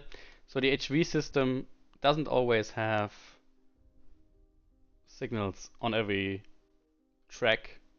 So sometimes a track like the wrong direction track sometimes only has like a shunt signal. But to make the so basically you can use this. You can leave them out. You can just ignore them. But what will happen is that from every signal will generate routes to the next signals. And if you leave out a signal here, that means that every signal that's somewhere back there can like route around this and get a route to every signals back there, which you then kind of need to deactivate, which will make a big mess. So sometimes you just add an invisible signal here or add a little shunt signal, which doesn't exist in reality. So in this case, we can kind of do the same. We'll just add one here, and this will just be an invisible signal. So I'll push it down, and so these are the access signals. And on the other side, obviously we're gonna need entry signals. I'm probably not gonna follow reality now. I'm just gonna put them in somewhere here. So signal view again, put it in here, and the same for the other side. No, these need flip direction. This only happens in the public editor. I'm not sure why, but that's how it is. Okay, so entry signals, these will mostly have an attached distant. So this won't do. So we want the main entry signal, but we also want a distant signal. So this is probably gonna be this one. And yeah, now you can see we get a main signal and we also get a distant signal on it. Same for here. Now to naming. When you open the signal, this is the signal view part. This has nothing to do with the functionality. For the functionality, you need to edit the property. So this is the signal property is basically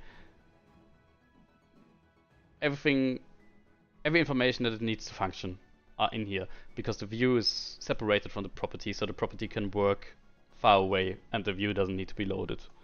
Yeah, and here we have a bunch of settings. These are very different depending on each signal system. So these are the properties that we define inside these scripts for each signal type.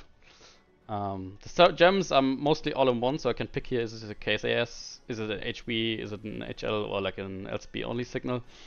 I can select if it has it in HB2, if it has an status 3, so this doesn't apply, but it has an HB2.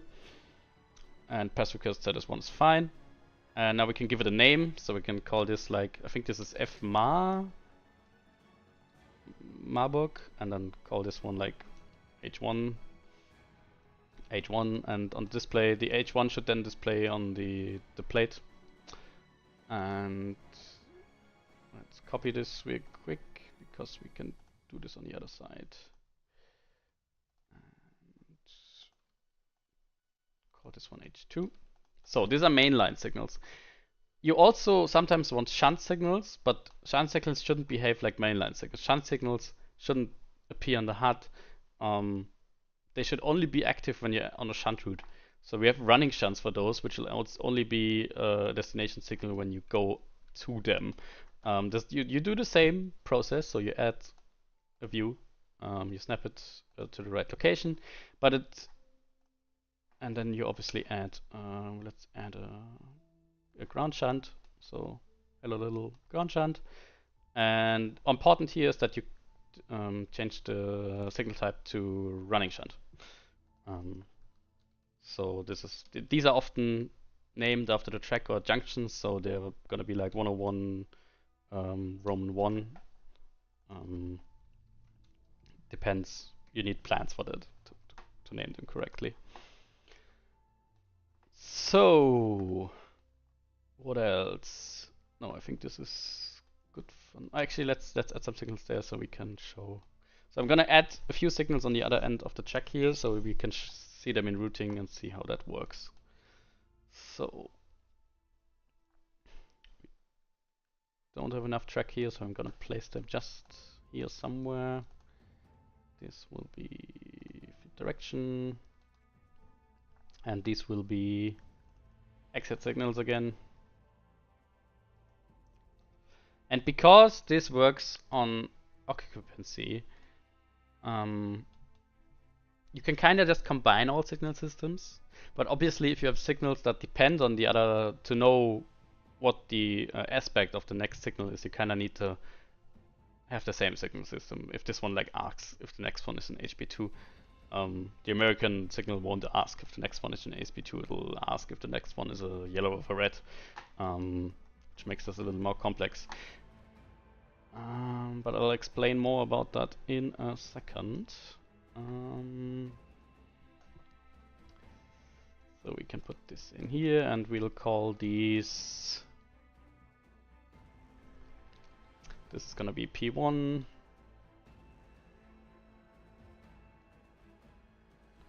And this is gonna be P2. And now if we generate our track sections, you'll see those are cut here. Okay, first part done. So, but now we put in signals, and these will now work with simple yellow and red. But we want more control. We kind of want to see what's going on.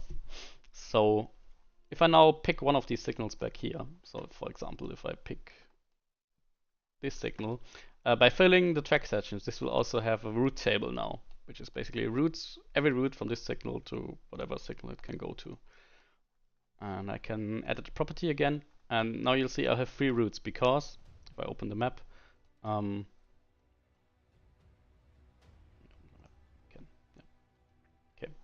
I basically from this signal I got routes to this signal, and the end of this track. And you also see this here. One's called none because the track ends there. If there's a marker, it'll display the marker, I think the last marker. Or the other 2 exit signals that are set, so P1, P2. I can open this, and now it gets interesting. So this, I can highlight the route that I picked. I should be able to. Why is this not showing up? Ah, now it is. Okay. So if I like highlight the route to P1, I can see that this is the go ahead. But if I highlight the route to P2, I can see this is a route that goes over the junction, and this one should be line speed, of course. So the following speed restriction, I can set like speed restriction, and then set this is set to 40, which is fine, which is kind of what we want. So this will now display in HB2. And you can, in this, you can like set all kinds of extra. So if you want, basically, if you want to go, when you go over this junction to this next signal, you can like add a custom node, which is let's say at a 6, and then the signal will, if it has a set a 6 box, it'll display the set a 6. That's kind of how this works. This is obviously very easy. Sometimes you have stations where you have hundreds of routes in this, and you kind of strategically need to deactivate the ones you want to deactivate and fill out a lot of information here. So now I guess it's time to test this. Let's see if this actually works. So to test stuff, we first need a route definition. So let me go back into the developer folder. Map. So let's add, I'm making a miscellaneous and then a data asset. And I'm just gonna search for route definition. Select that and call this Marburg route definition. And now I can pick the level. So this is gonna be the one we just made, so Marburg map, and we call this Marburg. This is also where you can set the max speed of the route, and you can also on the route details set. So this is a metric route. We're gonna use Celsius and percentage at the operator start endpoints. This is some of the stuff that shows up on the front end, and then we'll come to this later. Station directory you need for PAS, for passengers. You can add the character sets that are used on this route. All those things that kind of go into how a route works go into here. So we save this, and just for the testing now, we're gonna create a simple timetable. So we're gonna a route timetable. I'm gonna call this Marburg test. Oh, come on.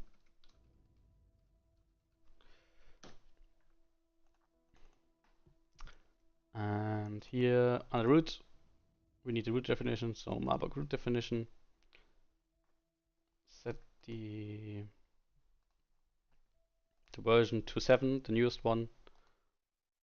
And I don't think we actually need to add those, but I'm gonna add them in.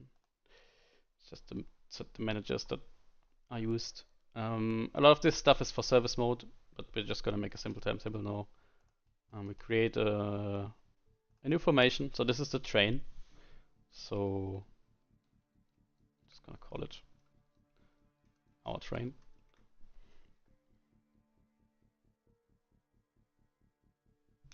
Yeah, basically. So this is our train. We can select a train entry. So I think we have fallback installed, so we're gonna use the 4024 unit. Select this. The preset we want to have running active because it's supposed to be driving ready. The spawn location we can now pick either on the map or we can just place it down here. If you click on set as PIA timetable, it'll show up in here if it's not showing up. This is the wrong way around, so we're gonna have to flip this, so spawn facing backwards. And then we make a new service, so even though we're not in service mode, these are still services. We always, if we play them ourselves, we always call those player service. So and so that you instantly load into this train, you gotta change some settings. So we go into adapter preferences again and search for service, and you'll see there's an initial service name set to none. I always set this to player service, and that way when we press play, we're gonna spawn in this logo. We're gonna create after delay, so it's instantly gonna be spawned and not at a certain point. The rest in here is pretty relevant for now. And then we just want to go to, and now we can just use the map. So we gonna go to the other platform because we want to see that HP2. So over here, if we click compile and say, oh, always update informations, click compile, and if we then select this, you'll see this timetable goes from here. And if I select this, it'll end up here. Perfect. This should work. So all we need to do now is press play and wait until it loads.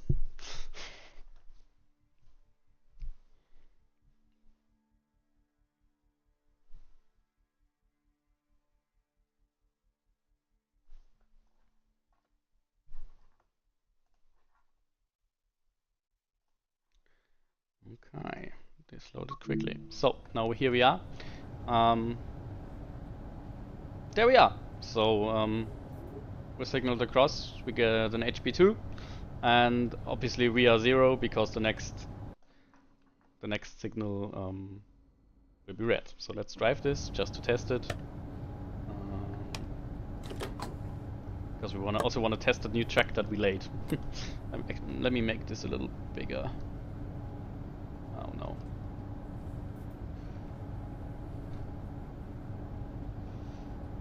Perfect. And let's give it some juice. I need to turn this down. This is really loud. I'm sorry.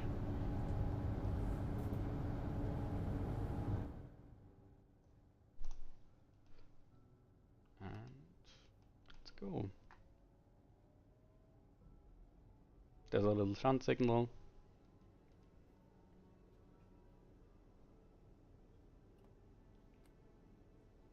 And I assume we're gonna be routed over here.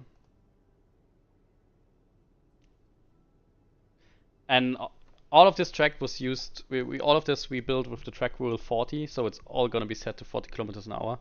So I can show you guys how you do speeds in a second. But let's test this first.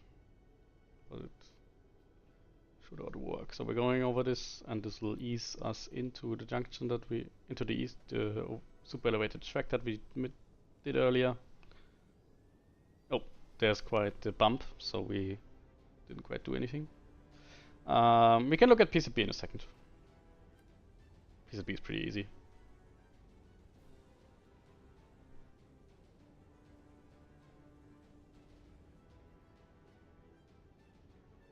So, but we just tested this and we noticed the fun little bump. So let's get rid of the bump first, or let's have a look what the problem is with the bump. So, and this is kind of how route dev goes. Like you test it and you find problems and test again. So what we can see here is, oh yeah, we can already kind of, let me turn off the Google overlay. We can kind of see that this is this one curves in the wrong direction. So generally you just need to touch this. This happens sometimes when you do junctions like this. So let's just put in like a 7 back here, and tack, it'll go the other way around and should be a lot smoother again. The problem is that we kind of adjusted this stuff based on it being the other way around, but it still looks fine. So I think we're not in trouble. Yes. This will get rid of the bump. So speeds. I can open the edit ranges mode. So first of all, this is also where I can do platform markers. So I can select the range, add a platform, and call it like Marburg platform 2, and then the side is gonna be the right side. So that way, and the same way kind of works with speeds, but there are two ways of doing speeds. You can either paint the speeds like this, like in TSC, or what's a lot easier, you go into, make sure you're in ribbon mode, you can select the ribbon, and you can see the track rule here. So what I can do is I can select both, and then Control plus, it'll extend the selection. So in this case, we're gonna just Control plus it all the way, and then select from the track rule trap down. So this I think we said this was 120, so we're gonna set it to 120. So the speeds on all of this is gonna be 120, but obviously this siding here we want to have 60, so we're gonna select this again and put it to 60, and this crossover also we want to have at 60, I think. Wonderful. Now the speeds are what we want. But obviously this kind of means you need to have a track cut where the speeds change. This isn't always feasible. So what you can do is go away from markers and where are our speed limits? There are our speed limits. So we're gonna see our speed limits here. Let me make them a little bit smaller. And I can just You can do this one directional or bidirectional. This is set to unidirectional, but I want to do it in bidirectional mode. I can just select this here, and then if I want to, I can set this part to like 140. The primary and secondary speed, and then this is going to be 140. So you can do this a little more.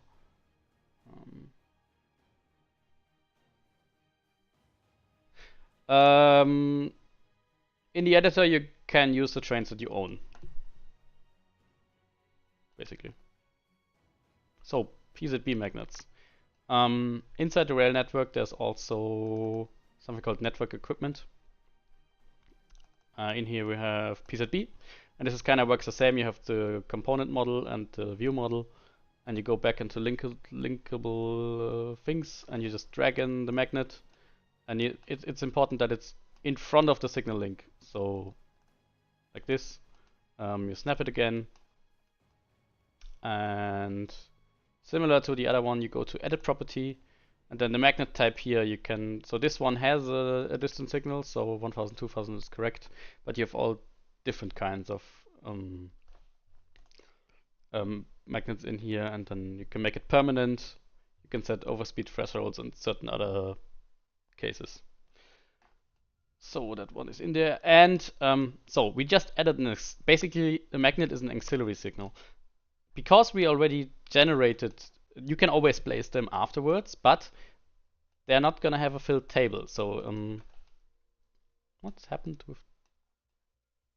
Actually, let me show this off now. You can go into root building mode, and if you set the brush to track, you can kind of paint. You can make the landscape adjust to the track, so this problem goes away. Edit mode. So the magnet, if it's actually, yeah, we can move it a bit.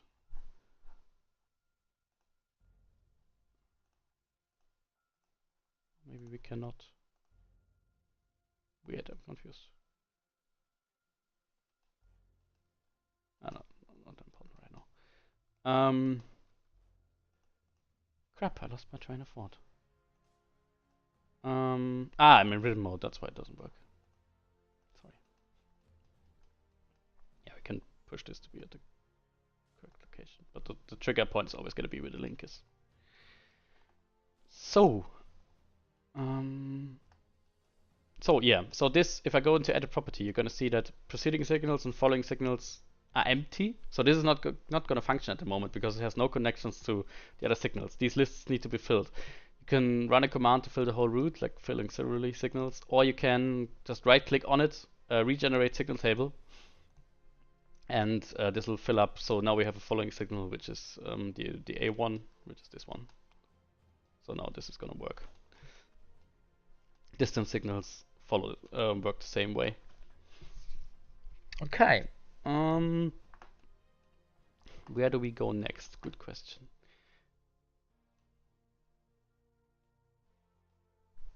Actually, are there any questions right now?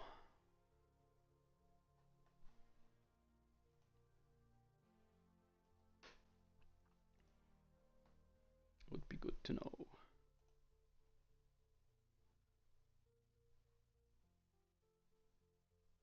Oh, OHLE. Ha ha. OHLE is a very hard topic. We ourselves are not that happy with the tooling. So you have the OHLE tooling inside the network edit mode. Down here, or configure OHLE wiring. You also pick an OHLE system. So I think these are still in the root. So if I go to Vorarlberg and rail network OHLE, blueprints, somewhere down here is the actual system. I can put this in here, and then I can select different kind of masts. What I do is, I think this is masts pairs once one. I can, if I click on the root, I can like kind of make a line over this and then spawn the mast. It'll spawn the first mast, and then I can the max span. So these are on straight track 75 meters apart. Click spawn next, and it'll spawn the next. Or I do this individually. So if I do like a big, actually let me spawn this here real quick. So, but if I want to have like something different here, so like a head span, I'll select it, put it across, spawn it. So now these are here, and then I can select these, and if I then press Shift, I can connect them together. This is kind of how this works. Obviously, this gets very fiddly when you wire up junction sections or overlap sections, because there's no tool for that. You kind of need to do this by hand yourself. So that gets quite annoying.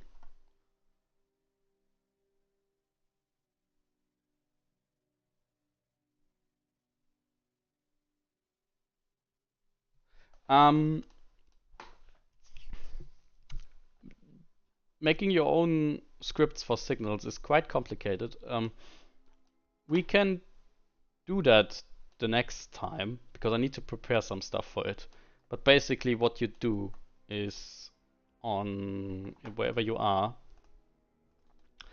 you create a new blueprint class and you can search for signal actor. Let me check 1 second. So if you go, they need to be the same as these are. So these are based on network signal property, and the view is network signal actor. So you create those both, these both. So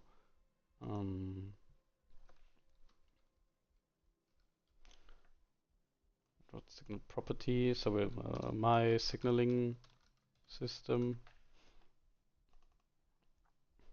And what we have in here, if you look at functions and override, you have certain things that get called. So information entry, exit, en route assigned, and that's kind of how you build up your logic, but that's how that works. I already laid a bunch of pieces of track, Frowny. You can re-watch this later. So I did lay down a few straights and curves and junctions that you can look at. And basically you have this signaling system here, and then you need an actor. So network actor, my signaling actor, and then in here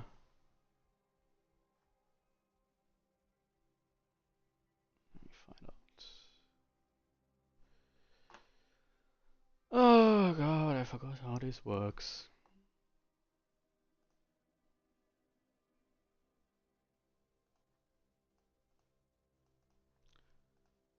Second. Network signal component.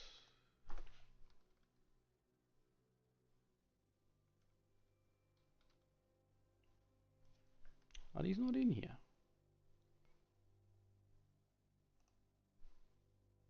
Yeah, so reference the system in here. And what else needs to go in here? I have to take a look. I'm not actually quite sure right now. Does this already work? No.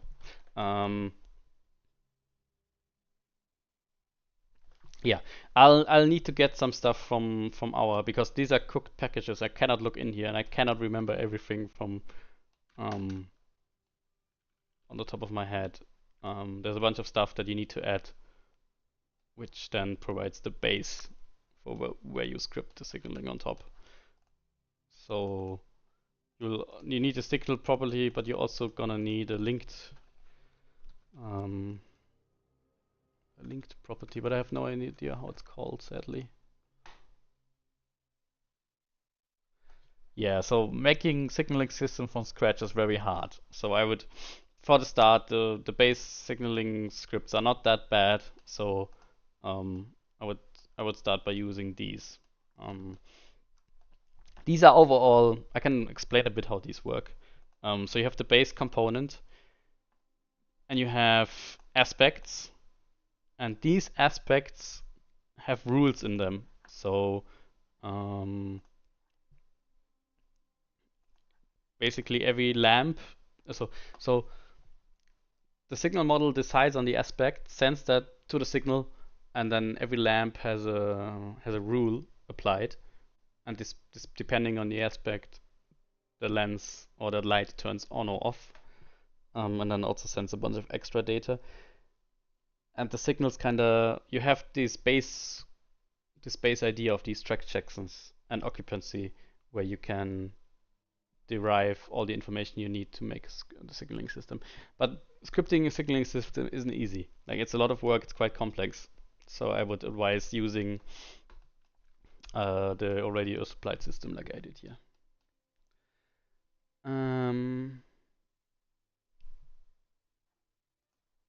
Did you create track tiles before you laid a bunch of track? Because at the start of this I went through creating track tiles. Because it will crash if you try to create track where there are no track tiles.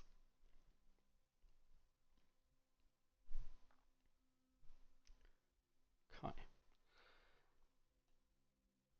I think that's kind of where we wanted to go to today. I didn't want to completely go overboard with this, but this is all you. This is what you need to create your first circle or your first pieces of track, and build your first signals on top of it using our assets. Building your own assets is a little more complicated, but we'll get to that, not today. So we made the route, we imported terrain, we made LIDAR, we laid some track.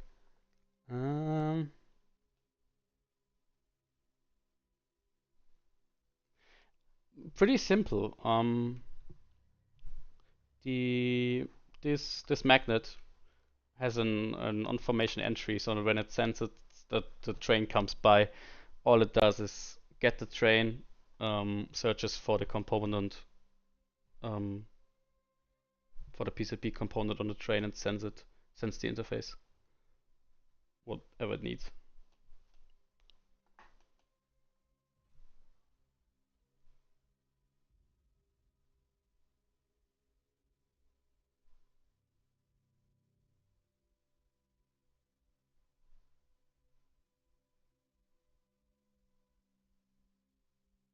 Any more? Actually, I should probably.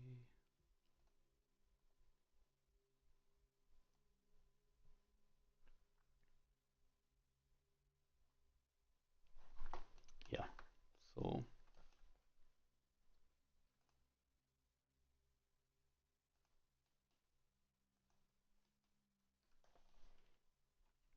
That's how we build routes. At least the signaling and track part.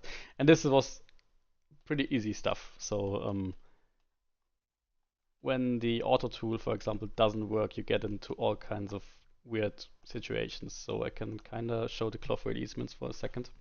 So these kind of look like this. So you kind of see the easement coming in and out. Then you also need to. This just cleared the signal tables because I started adding stuff here. And go straight again. And obviously, when you have bigger and more complex curves, you need to do quite a lot with this to like get it looking good. Jonah, I showed how you create a timetable. You make the route definition for your route, and then you go into you right click in the content browser, go to miscellaneous, route timetable, make a new one. So let's call this one whatever. Add your route definition into the route part. Upgrade this to the latest version. That's kind of important. And then go back a bit in the video later, and you'll find the rest. But you create formations, you give them services, and give them points where to go.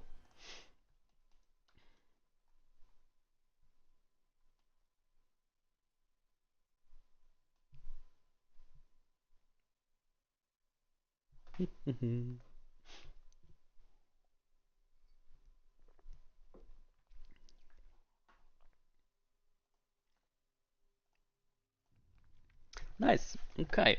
So, I I appreciate that this isn't easy. This is pretty complex stuff. We try to simulate at a pretty good level, and that also means that the math for the track curves kind of needs to be how they do it in reality, and that's how they do it in reality. You can use any switches you want, basically. You can make invisible track and like model your own junction over it, and just you can like get the event when the junction changes and then make your own animation. Technically it's possible.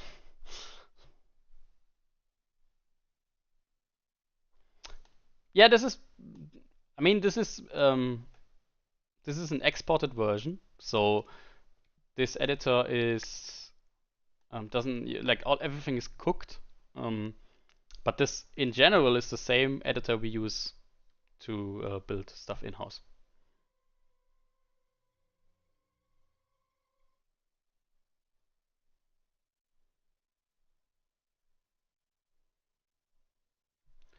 Also inside, so if I create a track descriptor, let me just find one. If I go into track descriptors, and if I okay, 1 second, can I just create a child of this? Oh, I can't. Crap. Let me open this. Obviously that doesn't work. Okay. In that case, we're gonna need to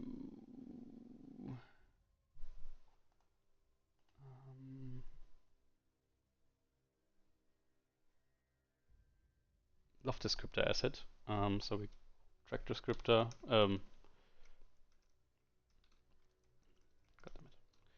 Marburg track 1. So in here, you can add the boundary post asset, and that's the basically the if that's in there and you lay track, it'll automatically put it down at the right place most of the time. If you leave it out there, and I now then add it into descriptor, I can it'll regenerate later. So maybe that's something else. There's some stuff I can show.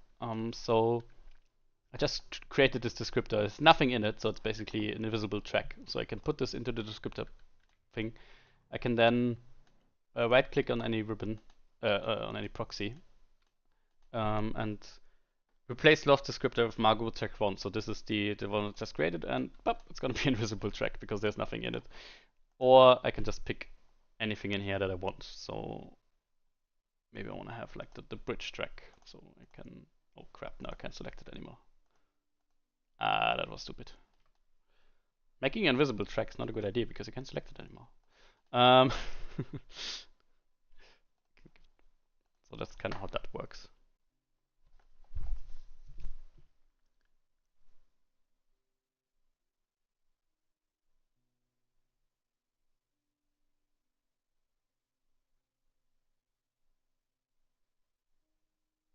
No. So inside the train itself, so for lights on AI trains, the train itself controls all of the logic. So the train kind of figures out if it's an AI or what to use. So that would need to be set in the logic of the train, not in the timetable.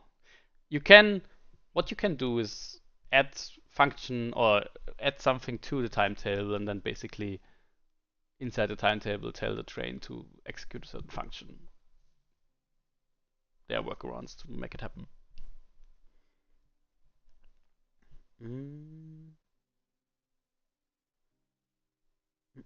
Mm.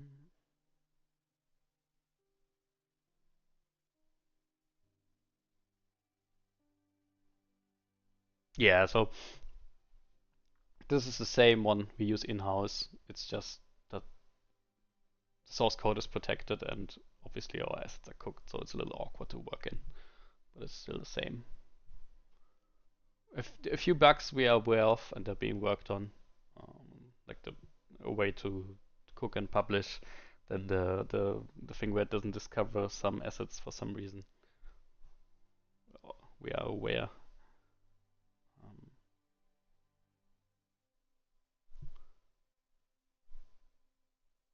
But if there are no more questions for tonight, I think I'm gonna stop here because talking for 2 hours is actually hard. Especially when you have nobody to talk to. Because Alex left me.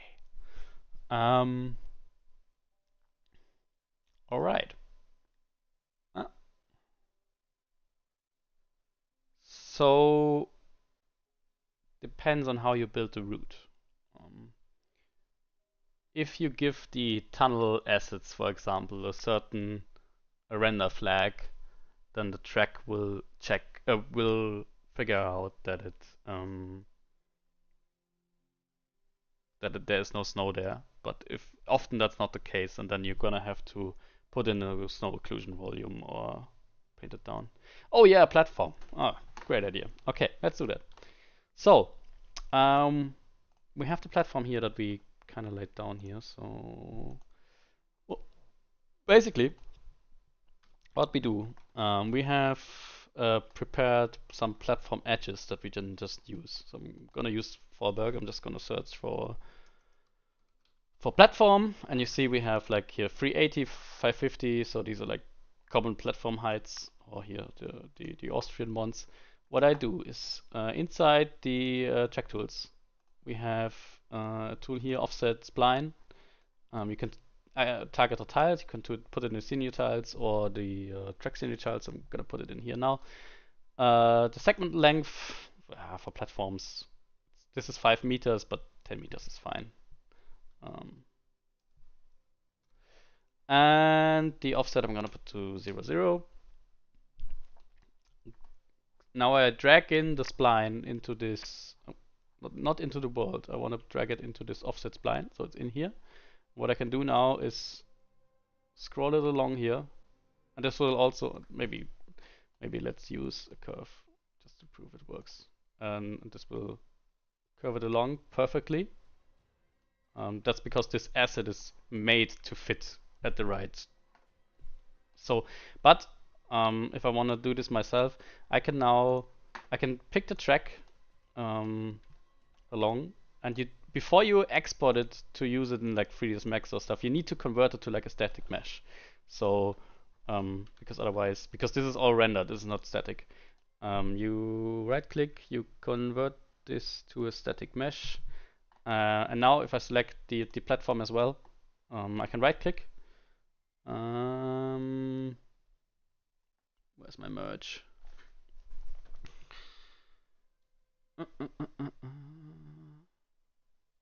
Oh crap.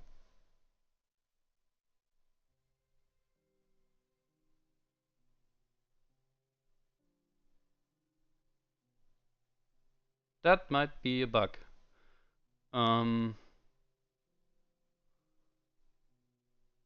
Because normally we have a merge button here where I can merge the meshes together to export them.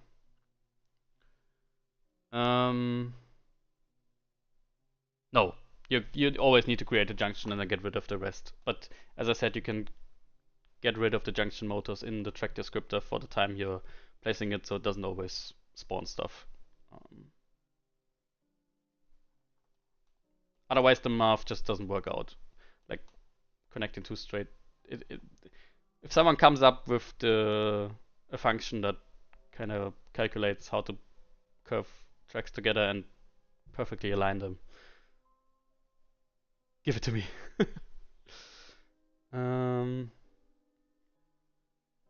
Yeah, what you're missing are the correct tiles, so you need to correct track tiles. Basically follow my tutorial for how I created this from the start, please, Brownie. So when this is done, go into the WOD and watch from the start. You're missing the correct tiles. Why can I not merge? I'll ask. There's definitely missing. Oh, I didn't want to do that. Oh crap! No, what have I done?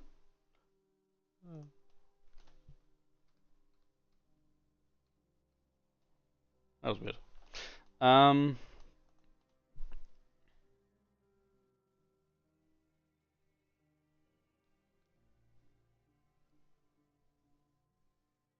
Oh, putting passengers on a platform is very complicated. I have no time to really explain this now, but what you do is you create the nav mesh, which is an Unreal thing, so you can Google that. Put it on the platform, and then you need a platform blueprint, which has a station blueprint in it, a platform in it, and certain weight volumes, and then you need to add that platform. You need to link the platform components to the platform on the track inside the blueprint, and then add a station component. Add all the relevant data for passengers to spawn, add the station directory. That's a day's work to get passengers working. It's then easier when you have it working for the first time, but for the first time getting passengers to spawn is quite a process and can take a while. I don't have 2 hours now to go through that, I'm sorry. It's quite a complex system. Yeah, I'm gonna inquire why the merge is missing, because normally we made this. So if you can see here now, if we make this to a static mesh, we now in here have the static mesh. So this is the render proxy mesh, which you can in theory export and then build along to in 3ds Max. But normally what we do is that we merge the platform and the track together and export that together to work on it in 3ds Max. But the merge button is missing, and I'm wondering why. I'll find out. Okay. Any more questions?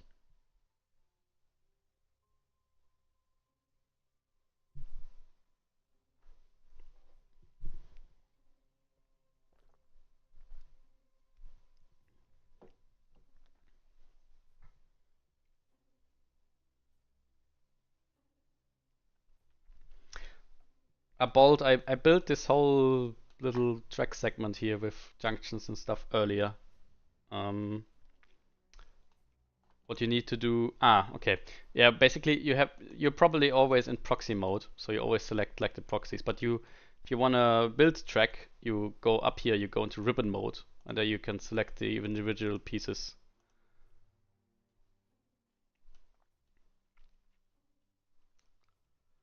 Level crossings, we can do level crossings quickly, I guess. So if you go to level crossings of any route, you'll find a level crossing link. But you also go into linked mode again, because these are also linked, and you just place them down, link them somewhere, and then if you go into of that piece, you go into edit property, you just give it a name. So this is like test level crossing. So this is now a level crossing in here. In the configuration, you have certain functions, and then we can let's place some blueprint. So do we not have one? Yeah, okay.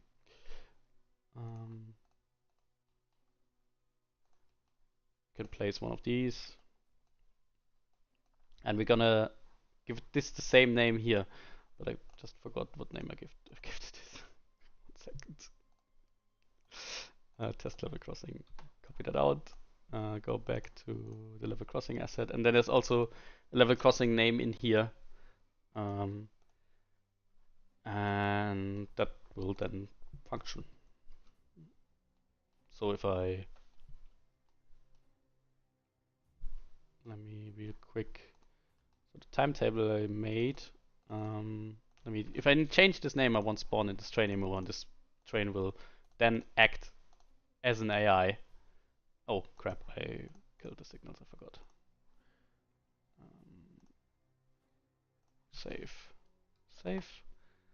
And now I can spawn next to level crossing, and we'll hopefully see it works. Mellow Man. No, the platform there, they're only supposed. So, one second. The train will now reserve this section, and to reserve it, it needs to lower the level crossing, and only now the signal will get green, and then the level crossing is there. To widen, so the platform there is just a spline to help us make the platform perfectly aligned. We then export this into a 3D program like Blender or 3ds Max, and then build our platforms around that. The certain correct types, narrower, closer. I'm sure people can make different variations of that spline, so people can easily make platforms, but this is not supposed to be used to build platforms like this. We then export them.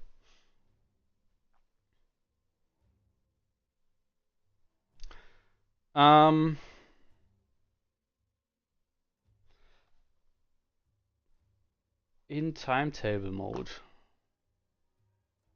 I don't actually know. I have no idea if you can enable off the rails inside the timetable.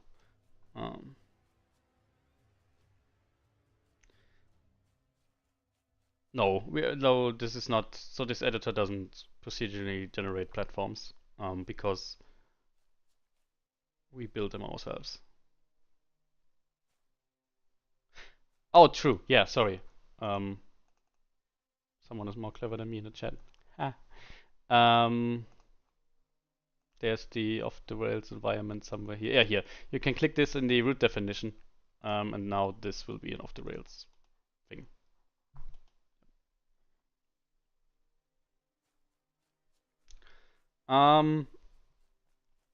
So there's the idea to, as soon as we have like more content that's at a level where people will want it, there's the idea to create curated content, so take in certain stuff and package that for like PS5 and Xbox for people to download.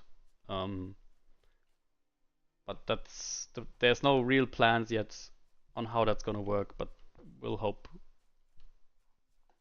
plan out somehow in that way.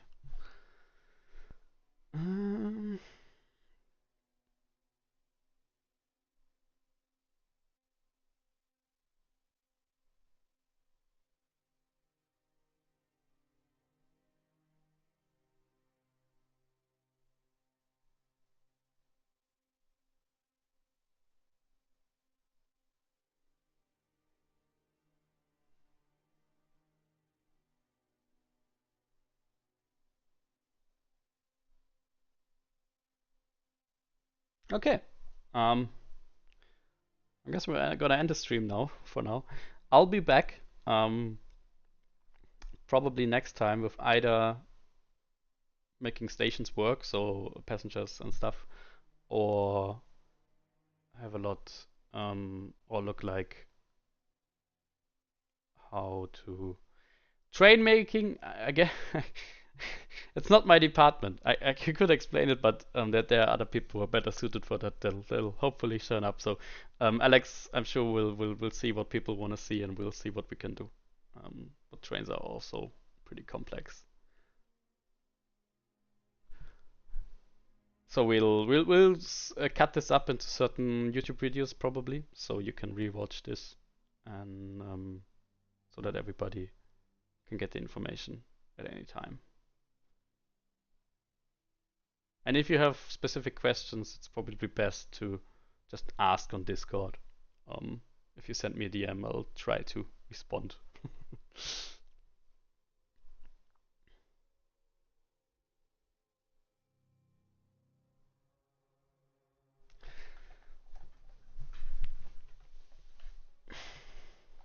Okay. Yeah, people need to have the expectation that this is a complex tool set. This is not City Skylines where you just lay down stuff, and it's at a much higher level. If you go into the on like any on the TSW website or any newsletter or stuff, there's a link to the Discord below. It's the trains TSC. What does the abbreviation actually stand for? I'm not sure.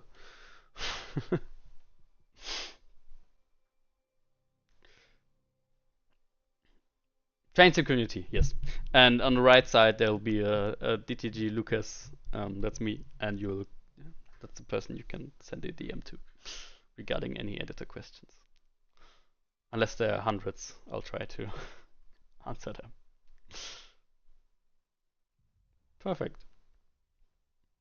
Okay, I'm gonna wrap up for here, and I hope you had a fun night, and thanks for joining me. And I'll be back, and we'll do more, and we'll probably put up like a thread where we ask what you guys want to see next. All right. Good night.